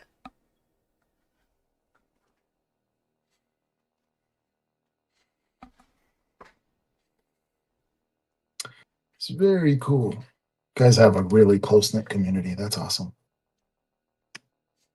Yeah, I'm real thankful because I think the fact that we had such a close like every Friday group at that shop for the longest time is one of the contributing factors that made it real easy for me to get in and get this into Warhammer. And I kind of lament that, that spot didn't work out, and eventually we all had to move on. I like the store I go to now. That one's real nice. Uh, and that's got a pretty sweet community, and that I hang out on Saturdays at. But I definitely miss that original experience that I had. You know, especially before that particular store upgraded, because eventually it upgraded to a bigger plate space with more player space, like double the number of tables. They were taller tables, purpose built for Warhammer, and it was Nice. nice. But I always preferred the original location because like this one had like 8 tables, 6 of them upstairs, 2 downstairs. But like it shared the area with like party rooms and an arcade and a little like miniature golf place and stuff like that. Oh, Swords neat. of Superheroes is the one I was talking about. X Gear where we met. But like the first one, it was cramped in a much smaller place. It was all one room, and it was like all on lower tables, so like the same size tables as like the Magic the Gathering and Yu-Gi-Oh games were going on, stuff like that. But I liked that because it kind of forced everyone in the store to be in the same social group hanging out. So like I could be playing Warhammer at this table and still be having conversations with the other couple tables of people who were playing and the people at the Magic the Gathering table. And we were all just like one big Nice. community hanging out. Yeah. I got to go do it overtime tomorrow, so I should probably get some sleep later. It was great having you around, brother. Have a great night. Yeah, man. Awesome. I mean the one you go to now. Oh, I mostly go to the Warhammer Kingwood.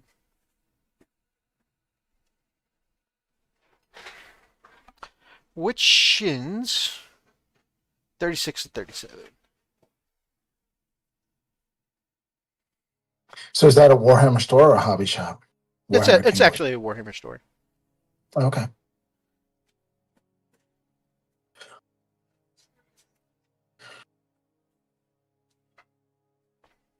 I go to the Warhammer store here. There's one that's really weird because it's just this old guy, and some people just come in the shop and he acts annoyed that people are in the shop. Like, there was nobody all day. Now there's a whole bunch of people. And I'm like, okay, that's supposed to be a good thing, right? Honestly, eventually that's that old store that we used to go to. That's kind of how the store owner kind of got with us too. Oh, And and then eventually, like we slowly got phased out. There were 6 tables, and then there were 8 tables, then six, then four. And then like eventually there was like 2 tables sharing a room with the birthday party room. It was just like, okay, well, yeah, I know. Not we're cool. getting edged out. Right. But I have another one that's really active, but everybody seems super young.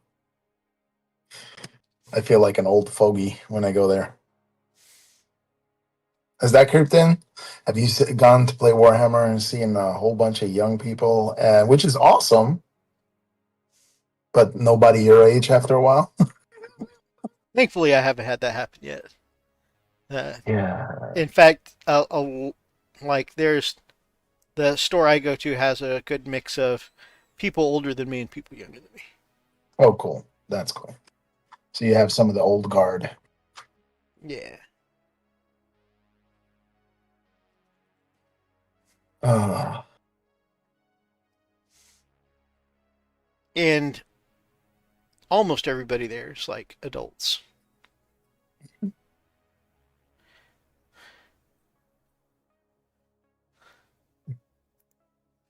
I know. I've gone to places where everybody's an adult except for me.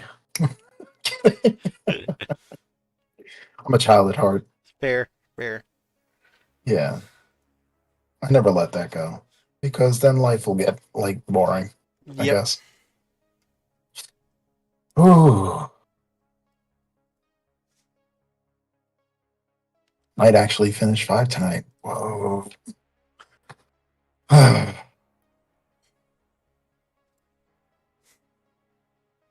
Well, this is fun. Yeah, I am definitely enjoying this. And like I said, when I was doing it on my own, I got 2 done. I was like, man, whew, that felt like work. I need a break. But like, Yeah. the fact that we're just hanging out and I've chewed through, several of them, Heck yeah, man. because it doesn't, when you're hanging out, it doesn't feel like work. No.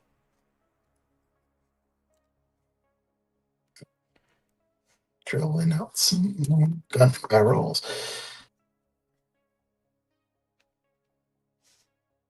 Oh my gosh. So my old blood claws, there was this one miniature that he had his head standing up on one side, but the other side was flat. Do you remember that head from the Yeah, old blood claws? yeah. So I painted one up, and I was beginning painting, right? So my face game was not good at all, and he wound up looking like Elvis. So everybody in the game store used to say, "Hey, it's Elvis." It's like Hmm. he's always the first one to die. I was like, "Oh my gosh!" It's like, give that man a peanut butter and jelly sandwich. Uh, Peanut butter and banana, right? oh yeah, that's right. What a way to go! Uh What a way to huh. go! Oh, So Elvis is always the first one I got killed. So I was actually kind of glad. And Elvis, there was one that I painted, and the cheeks were too rosy, so it looked like he had blush on. My blood claws was certainly interesting, but that's how you learn, right? So I always look back and say, yeah, that's where I was. That's what we're gonna say about Moon Moon here. Yeah, damn it, Moon Moon. That is officially this Blood Claw's name. Love it. I love it. When people ask, why is that Blood Claw bow-legged? Damn it, Moon Moon.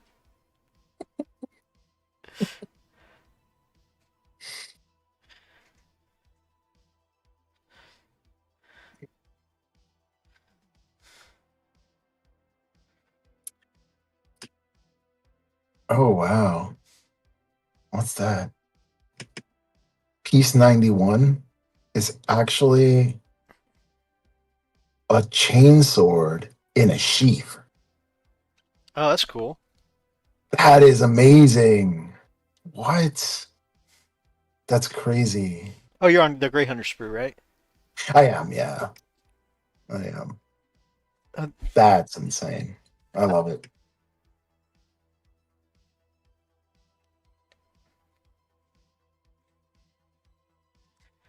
that's pretty much me at the cigar lounge. Which one? The one who's like, damn it, we're busy now.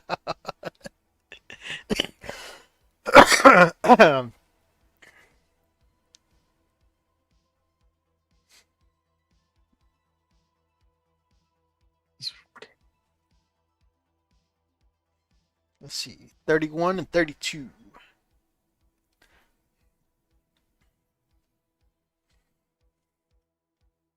What this? What's this one? I can't tell. Is this 30? Hunting and a pecking and a hunting and a pecking and a hunting and a pecking. Are you going to use decals for their pack markings, or are you going to freehand the blood claws? Um, I think just because like a lot of them are just triangles and stuff like that, they'll probably just try and Going fade for it. it? Yeah, Nice. just because like triangles and stuff like that is kind of what I used for my white scars, Hmm. and so I believe myself to be. Now it's been a lot. It's been years since I painted my white scars. I was comfortable then. We'll see how I feel about it now.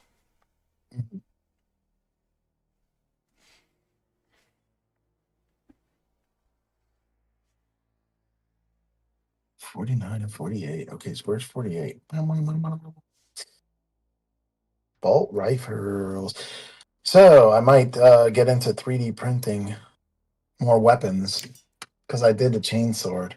That sucker's heavy. Oh my gosh. I bet. It reminds me of the one that I went to a Nova Open once, and then Games Workshop was there, and they had the prop weapons that you could take pictures with, and they had a chainsword and a bolt gun, and most people had a two-hand that chainsword, but I was like, damn it, I'm gonna have a chainsword and a bolt gun like a blood claw, and I don't care. And yeah, I managed to do it. I was gritting my teeth too, and people say, "Oh, they get nice acting like a space wolf." It's like, no, I was gritting my teeth because it hurt. I got a cool picture out of it, but yeah, that's about the same amount of weight. Oh my gosh, it's insane. That's awesome. Well, ever since you got your chainsword, I kind of wanted one, and I never did get the chance to get one. But when I found the STL file and it was free, well, it was time.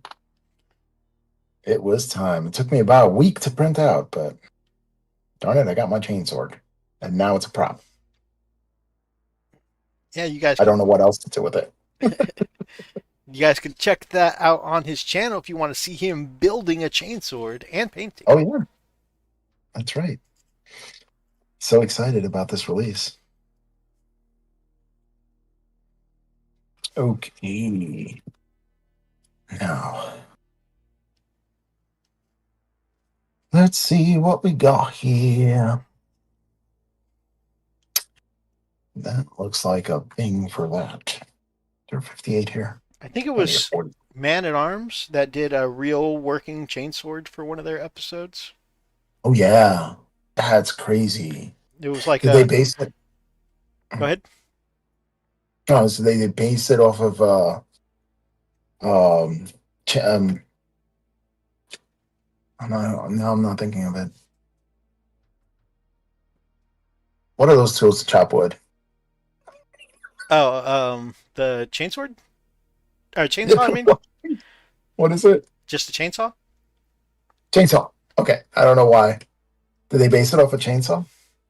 I don't remember what they based it off of. I just remember at the end it worked. It's insane. Oh, I'm referring to if I'm just hanging out instead of doing work. Oh, okay.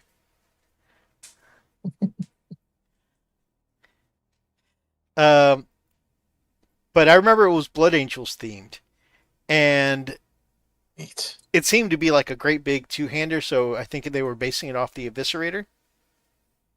Mm.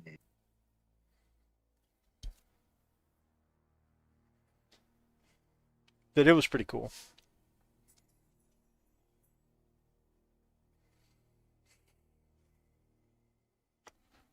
So the Judiciar, right? Hmm. You can't take it in the Space Wolves anymore, but can you take it in Codex Compliance? Yes. Um. Okay. Yes, so you can still take them if you're taking a non-Space Wolves unit, like the Blade Guard veterans, for instance. Uh, Okay. but you just can't put them with Space Wolves units, and you can't put your Space Wolves leaders with Codex units. So Judiciar still absolutely viable. Sticking with something else, Space Marine. Have you been using them? The Blade Guard or the Judiciar? The Judiciar. I I brought him once. I think I painted him up for last year's convention, Oh, okay. and I don't even think he ever got into combat. No. So yeah, I think my Blade Guard ended up babysitting duty for a couple of objectives because just positioning, where the enemy happened to be and where where the mission, how the mission ended up going. So it was like, oh man, I rushed to paint him, and then he just sat on an objective for the 3 games I played. Oh, that's a shame. It is a cool looking model, although the bottom half does look very, very Age of Sigmar. Yeah, Like the leg. Yeah, oh, definitely. Very much. Oh, goodness. Oh, finally. Finally, I got something that looks pretty cool. And I think I got them all. No, I'm missing something.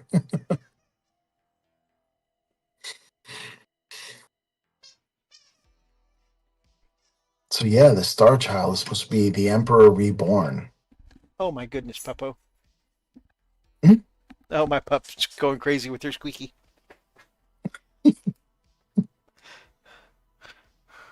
As long as they don't get the zoomies, those things are crazy. Will rush all over the place. My sweet girl is 10 years old now, so she's probably not getting the zoomies Wow. anymore. She's over the zoomies, yeah. Yep. Zoomies are done with. Huh? Zoomies No, are done with. I used to have no, 3 I pugs. deny it. I'm sorry? Oh, I used to have 3 pug dogs and a Ah, Siamese cat. we are Siamese, if you please. Exactly. I'm Thai, so it's not racist when I sing it. There you go. You're allowed. You are allowed. My wife You've was been just granted.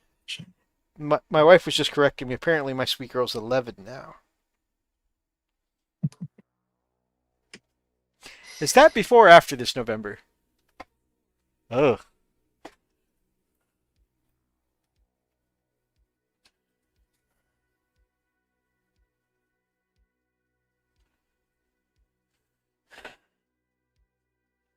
my kiddos are getting too old. My puppo's getting too old.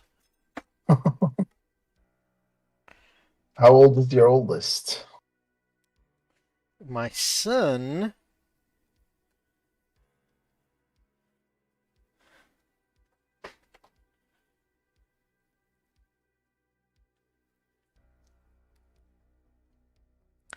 My son is in his mid-20s. Wow. Nice. And my eldest daughter is 17 currently.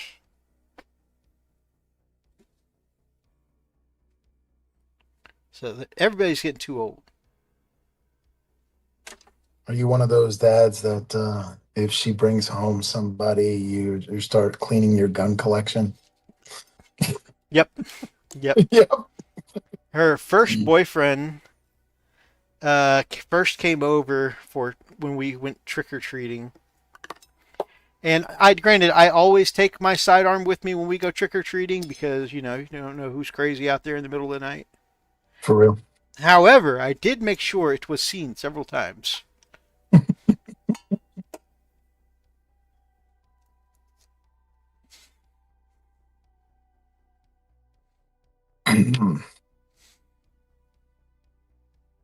Let's see. Yeah, we can carry in Maryland, but it has to be concealed. Has to be concealed carry. Oh yeah, I mean,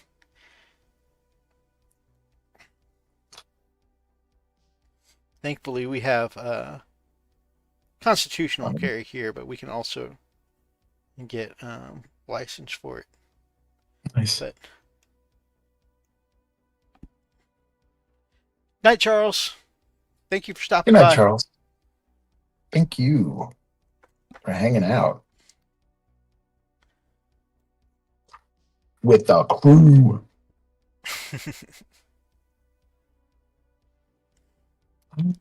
Just need one shin pauldron,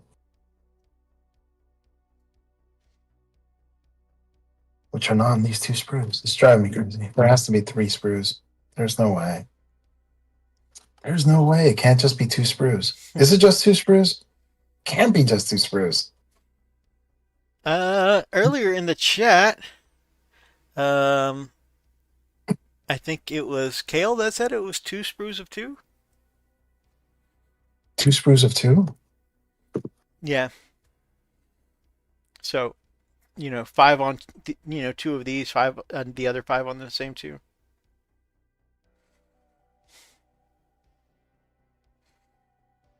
Oh no.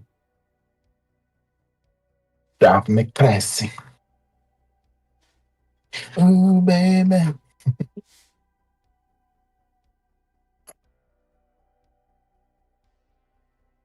They do look badass though. So Agreed. exciting. Yeah.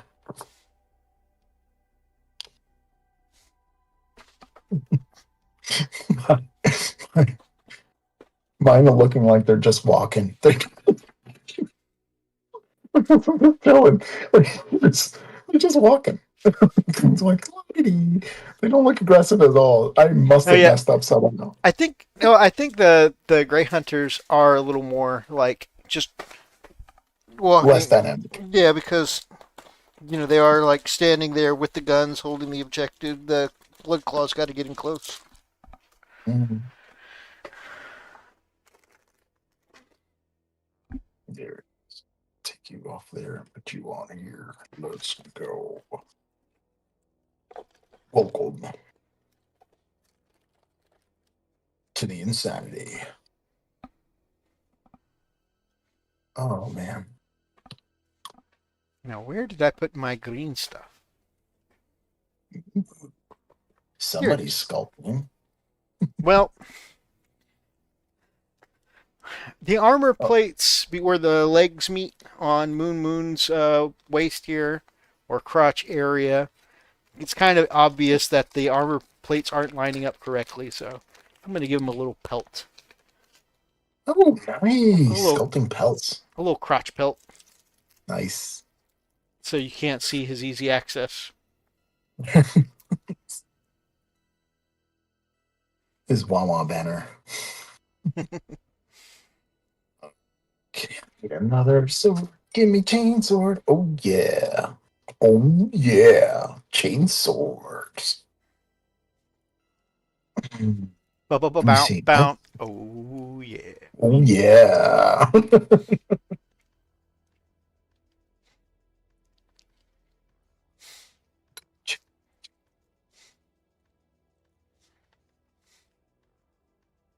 All right, let me see. That's the wrong hand. Oh, ah, how about you? How about you?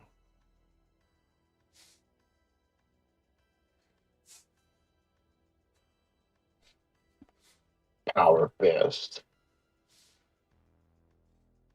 Sounds like its own movie, right? Welcome to Power Fist.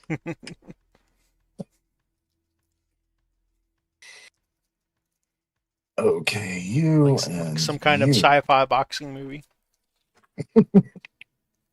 Rock'em sock'em Power Fist.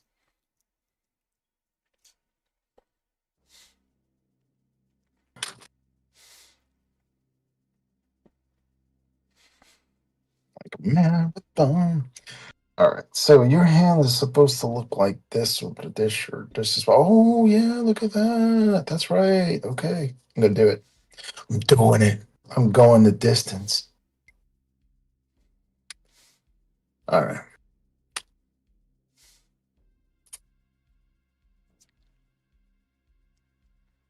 Do you use standing sticks? I really should. I keep meaning to pick some up, but Oh yeah, these are great. These are great. I love them. So smooth.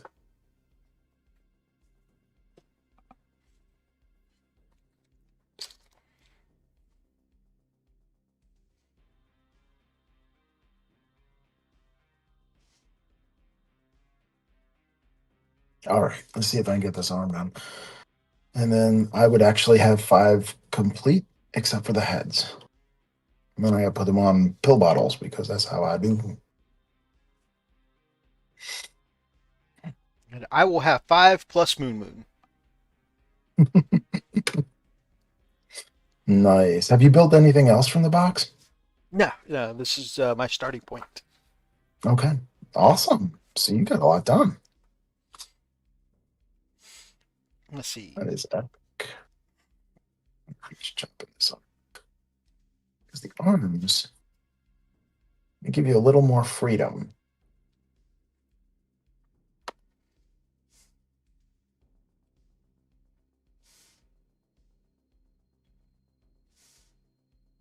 Oh no, I forgot to take the pauldrons off of each one. Okay.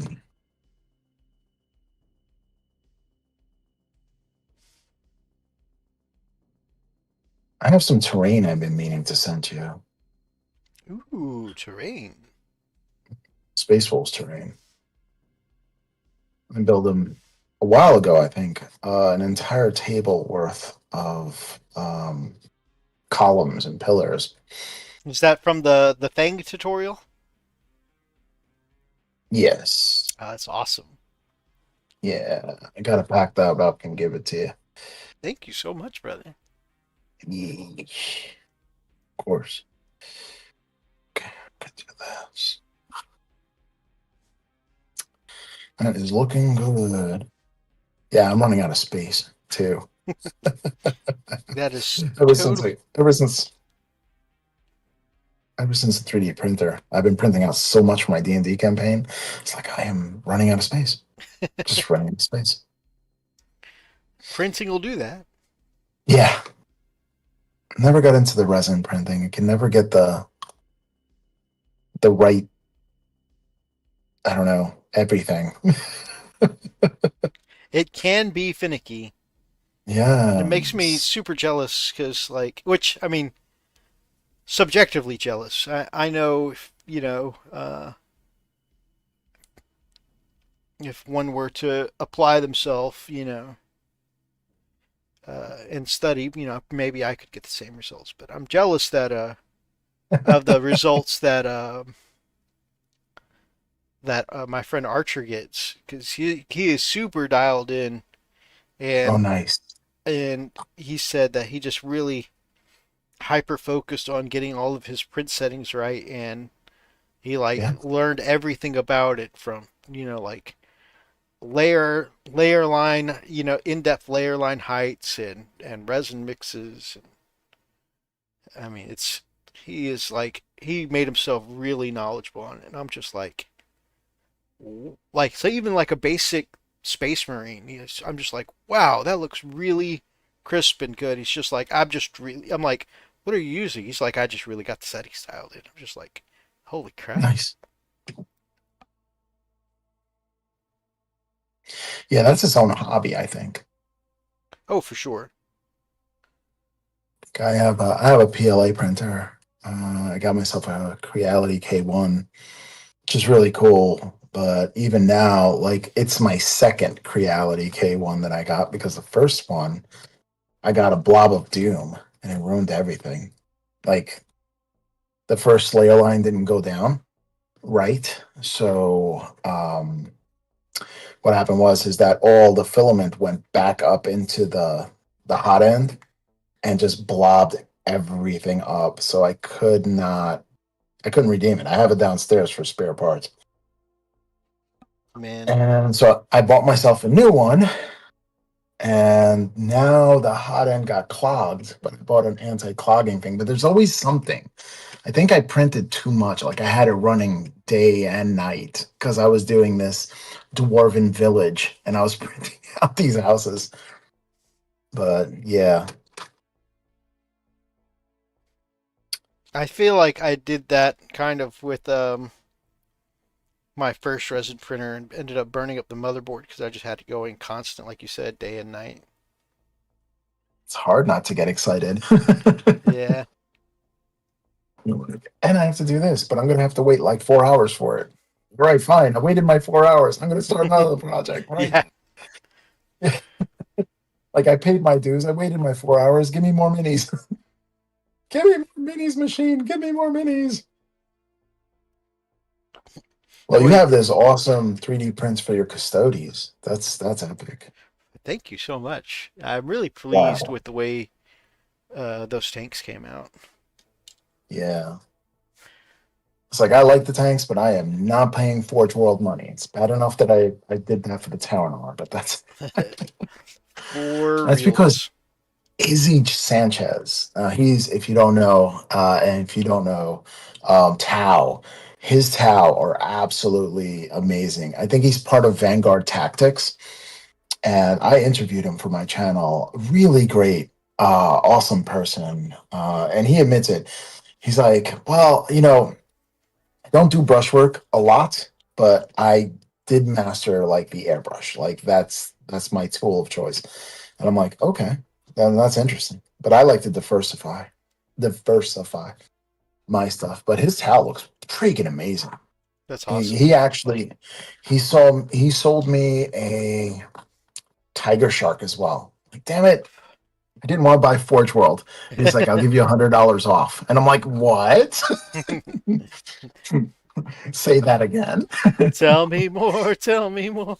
Right? Oh my gosh. Just darn it, Izzy. But yeah, I don't know what I'm gonna do for the Nova Open this year. I don't know what I'm painting. It's so sad. I should have started painting it a long time ago. I don't know. When's the Nova I open? think Labor Day weekend. Oh yeah, you are running So out of time. I know people are gonna be angry at me. So what the hell? Be part of the show, even if you don't win. Have a piece in the cabinet, darn it. I might. I don't know. It's not too late. I do have a bust, but I know Vinci V took Miniac's bust of the girl with the bat and painted that. So like I'm like, well, I'm not gonna win bust category. And if Eric Simpson's on there, forget it. He won best in the show last time I went. Like, come on, Eric. Eric is insane. He was on my show too. He's insane. He was the one that been painted for Warhammer now. Like during the events, he's the one painting on the sidelines. If you ever seen the events, Oh, that's awesome. but yeah, I think the one thing I want to go to is called Monte and Savino. It's in Italy, and it's a miniature painting competition for artists. Like it is insane. Like Eric won that too. Like you son of a. Oh wow. Yeah, I know a lot of world champion painters come from Italy. Yeah, there's a lot. Yeah, Alessandro Gabbi, he's absolutely amazing. It's like, oh, it's just a hobby of mine. But you see, like, he'll paint one miniature and he'll just paint the leg. And then a couple of weeks later, he'll paint the other leg. Like it'll take him that long to build all the highlights of the non-metallic metal gold and the shining and the secondary reflections and everything. Like, but his final piece is absolutely, absolutely stunning. Like, I would definitely put it in a museum. Like, insane. There is a miniature museum in is Las Vegas, I think. Have you heard of that? Huh. Yeah, there's this apparently this one dude. Um, he has the largest miniature collection in the world, and he bought he bought a lot of Slayer Sword winners models off of them. Can you imagine how much he had to pay for that? But he definitely has the largest collection of miniatures. I think he was on. Who went there? Squidmar went there actually and did a show on that. But yeah, and he goes to these shows, and if you do well enough, he'll give you a V coin on your model. That means he wants to buy your model, and I don't think price is even that's not even a question. Wow. Like name your price, he wants your model. I know, it's exciting. I want to visit that before I go. Where'd you say that is? That's in Las Vegas. Ah, so something that one could see if they were to go to LVO. Yes. Are you planning to ever go to an LVO? I would like to, especially since I have that's on the approved list of Warhammer big Warhammer conventions I could go to because my wife would like to see Vegas if I were to go to LVO. Nice. Are you a gambling man? I am not so far, but I've never really tried. I think the most I ever gamble is like I'll go to Atlantic City. I've gone to Atlantic City a couple of times, and I'll go to the roulette table and I'll choose one of those 50-50 options. It's either white or red or high numbers or low numbers. And I'll put a grand in it. And that's all the money I've saved up to spend gambling, all one shot. So either I double my money or I walk away empty handed, which is fine by me because I already counted that money loss. But if I do win and I buy everybody dinner, that's it. And then I catch the shows. That's all I do. That's I'm awesome. boring. I That's the only guy. I couldn't sit there for hours. I don't like the Yeah. idea of losing quote unquote my stuff. And so Mhm. even I struggle even putting myself in a mindset like it's okay. This is what I'm allotting myself to lose. Right, right, right. It's Like tough. Yeah. that's why it's funny because like I play card games, Magic, Yu-Gi-Oh, that kind of stuff. I Mhm. my bane is uh control decks or lockdown decks because like um I don't mind losing, but man, I cannot stand having my stuff taken away from me or that kind of stuff. I'm just like I don't like not having control. Uh, Right. and I'm sure that says something about me psychologically. But Um, People that have PTSD or have been abused usually have that. I know because I have those things. Like you lose control, you kind of have like suffocate or something, like you can't breathe, or it's rough. Yeah, Fair enough. All right, here is the completed pose for Moon Moon. I love him. I I I love Moon Moon. I tried to go He's with the little like bow-legged pose he's doing and have it like he's kind of aiming at that, almost intentional, like he's leaning back for a shot or something. Yeah, yeah, almost intentional.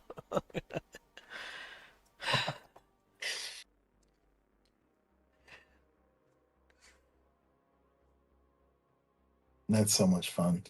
But that's how we put personalities into our armies, Oh, for right? sure. This man Yeah, doesn't even has no paint, no head, no shoulders, but he's got personality already. that's right.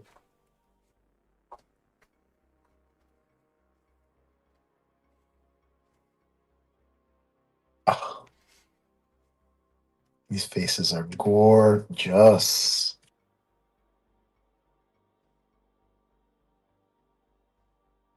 So I take to do the heads, the holder. I mean, I do have one from a case that I use here, but I'd have to magnetize everything. But what I usually do is I'll take a wine cork and I will hot glue it to some thick cardboard. Usually not the perforated ones. Usually cardstock. And then I'll put these nails into them. And once I have the nails into them, I will take my blue tack and take some of that and then just roll it like this and take the head and just attach it straight on to the top. So now I have complete control of the head. I can turn it 360. I can turn it upside down. I can paint everything within the head and have absolute control over each one. So that's what I do for the heads for each one of these. Okay. And I just visit my local winery. And every time I buy a bottle. I'm a good customer. I'll buy the t-shirt. It's like, hey, by the way, do you have any extra corks? I get bags full. Nice. Yeah. So pretty cool.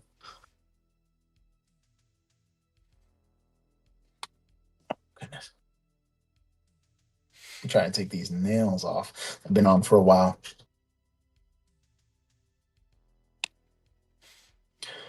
So, are you working on anything else tonight? Nope. I think Moon Moon is gonna be my ending point for tonight. Okay. Okay. All right. Well, I am just about done. Just got to put this head on Right on. and be No done. rush, my brother. No rush. I'm enjoying chilling with you. Yeah, man. It's always a fun time. Agreed. You. Maybe. We gotta get together one of these summers. I am off in the summertime. And Absolutely. so is my wife because we're teachers. Oh, nice. Yeah. It's fun stuff. I was The hoping this ones that summer, but I wonder how long I'm going to be stuck juggling two customers because I don't know. this is busy. Yeah, man. Life happens. But we are the old guard, so we ain't going anywhere. Well, And that's you are okay. welcome back as much as you like. I would like, if possible, us to do a couple more of these hangouts during the challenge. Heck yeah, man. Let's do it. Absolutely. All right, got one. Wolfguard, my Wolfguard battle leader, done. He has an axe and a plasma pistol. And the rest have those plasma rifles. Very open pose on this guy. Also open pose on this guy. And I Very like nice. open poses because they're so much easier to paint For and sure. less dumb assemblies. Also another open pose for this guy. And this is the only somewhat closed one because he has his chainsword in front of him, but it's further enough away from the chest and the griblies that I'll still have access to it with the paintbrush. Right. And what I used to do is just totally subassemble everything. Like that has always been my thing. And now, ever since I started pushing myself into the uncomfortable zone of working with the brush and being okay with wetlands and being okay with it not being okay for a while, which is really tough. I bet. like, like, oh man, this sucks, this sucks, this sucks. It's like, oh, you know what? You could always put another layer of paint on. You It's could true. always put another layer of paint on. And you can always like dip it into green power clean or something like that. You can always do that if you need to, if you're going too thick. But I work in thin layers anyway, so a lot of my stuff is glazing. Very nice. So yeah, yeah, this is going to be fun to paint. It is going to take me a while, but it's still I agree. Maybe not as well. I don't know. You've been cranking it. You've been cranking out armies lately. I think you might have this. yeah, yeah. I think so. I think if I can build it in time, I think that's what most of my time is going to be building it in time. I think I can crank out at least 3 Space Marines per day. Nice. I think so. Yeah, I mean, I got to get into the rhythm. The first five is going to take the longest, and the rest of them is just going to be muscle memory. Yeah.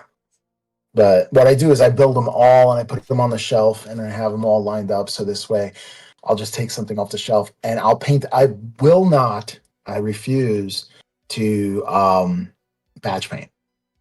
I just paint one until completion and be done with it. And that's what I usually do. It gives me the endorphin kick. I'm like, oh, good, I finished one. And I leave the finished one right there. And I'm like, yeah, all right, I'm painting this one. But what if I don't complete it? It doesn't matter. I completed one already. Look at him. He looks awesome. Yeah. Yeah. I'm like motivated to do that. That's Yeah. fair because I get the same kind of enjoyment, and I think kind of based on the advice you gave me, and I was painting up 20 of these Skitari at one time. You Yeah. were like, your secret at the time you told me was like, airbrush the parts I want to airbrush first. You know, Yes. get the armor color, robe color, whatever it is that's going to be the main airbrush color down, and then once that blend is where I want it, after that they're individuals, one and one and That's one. right.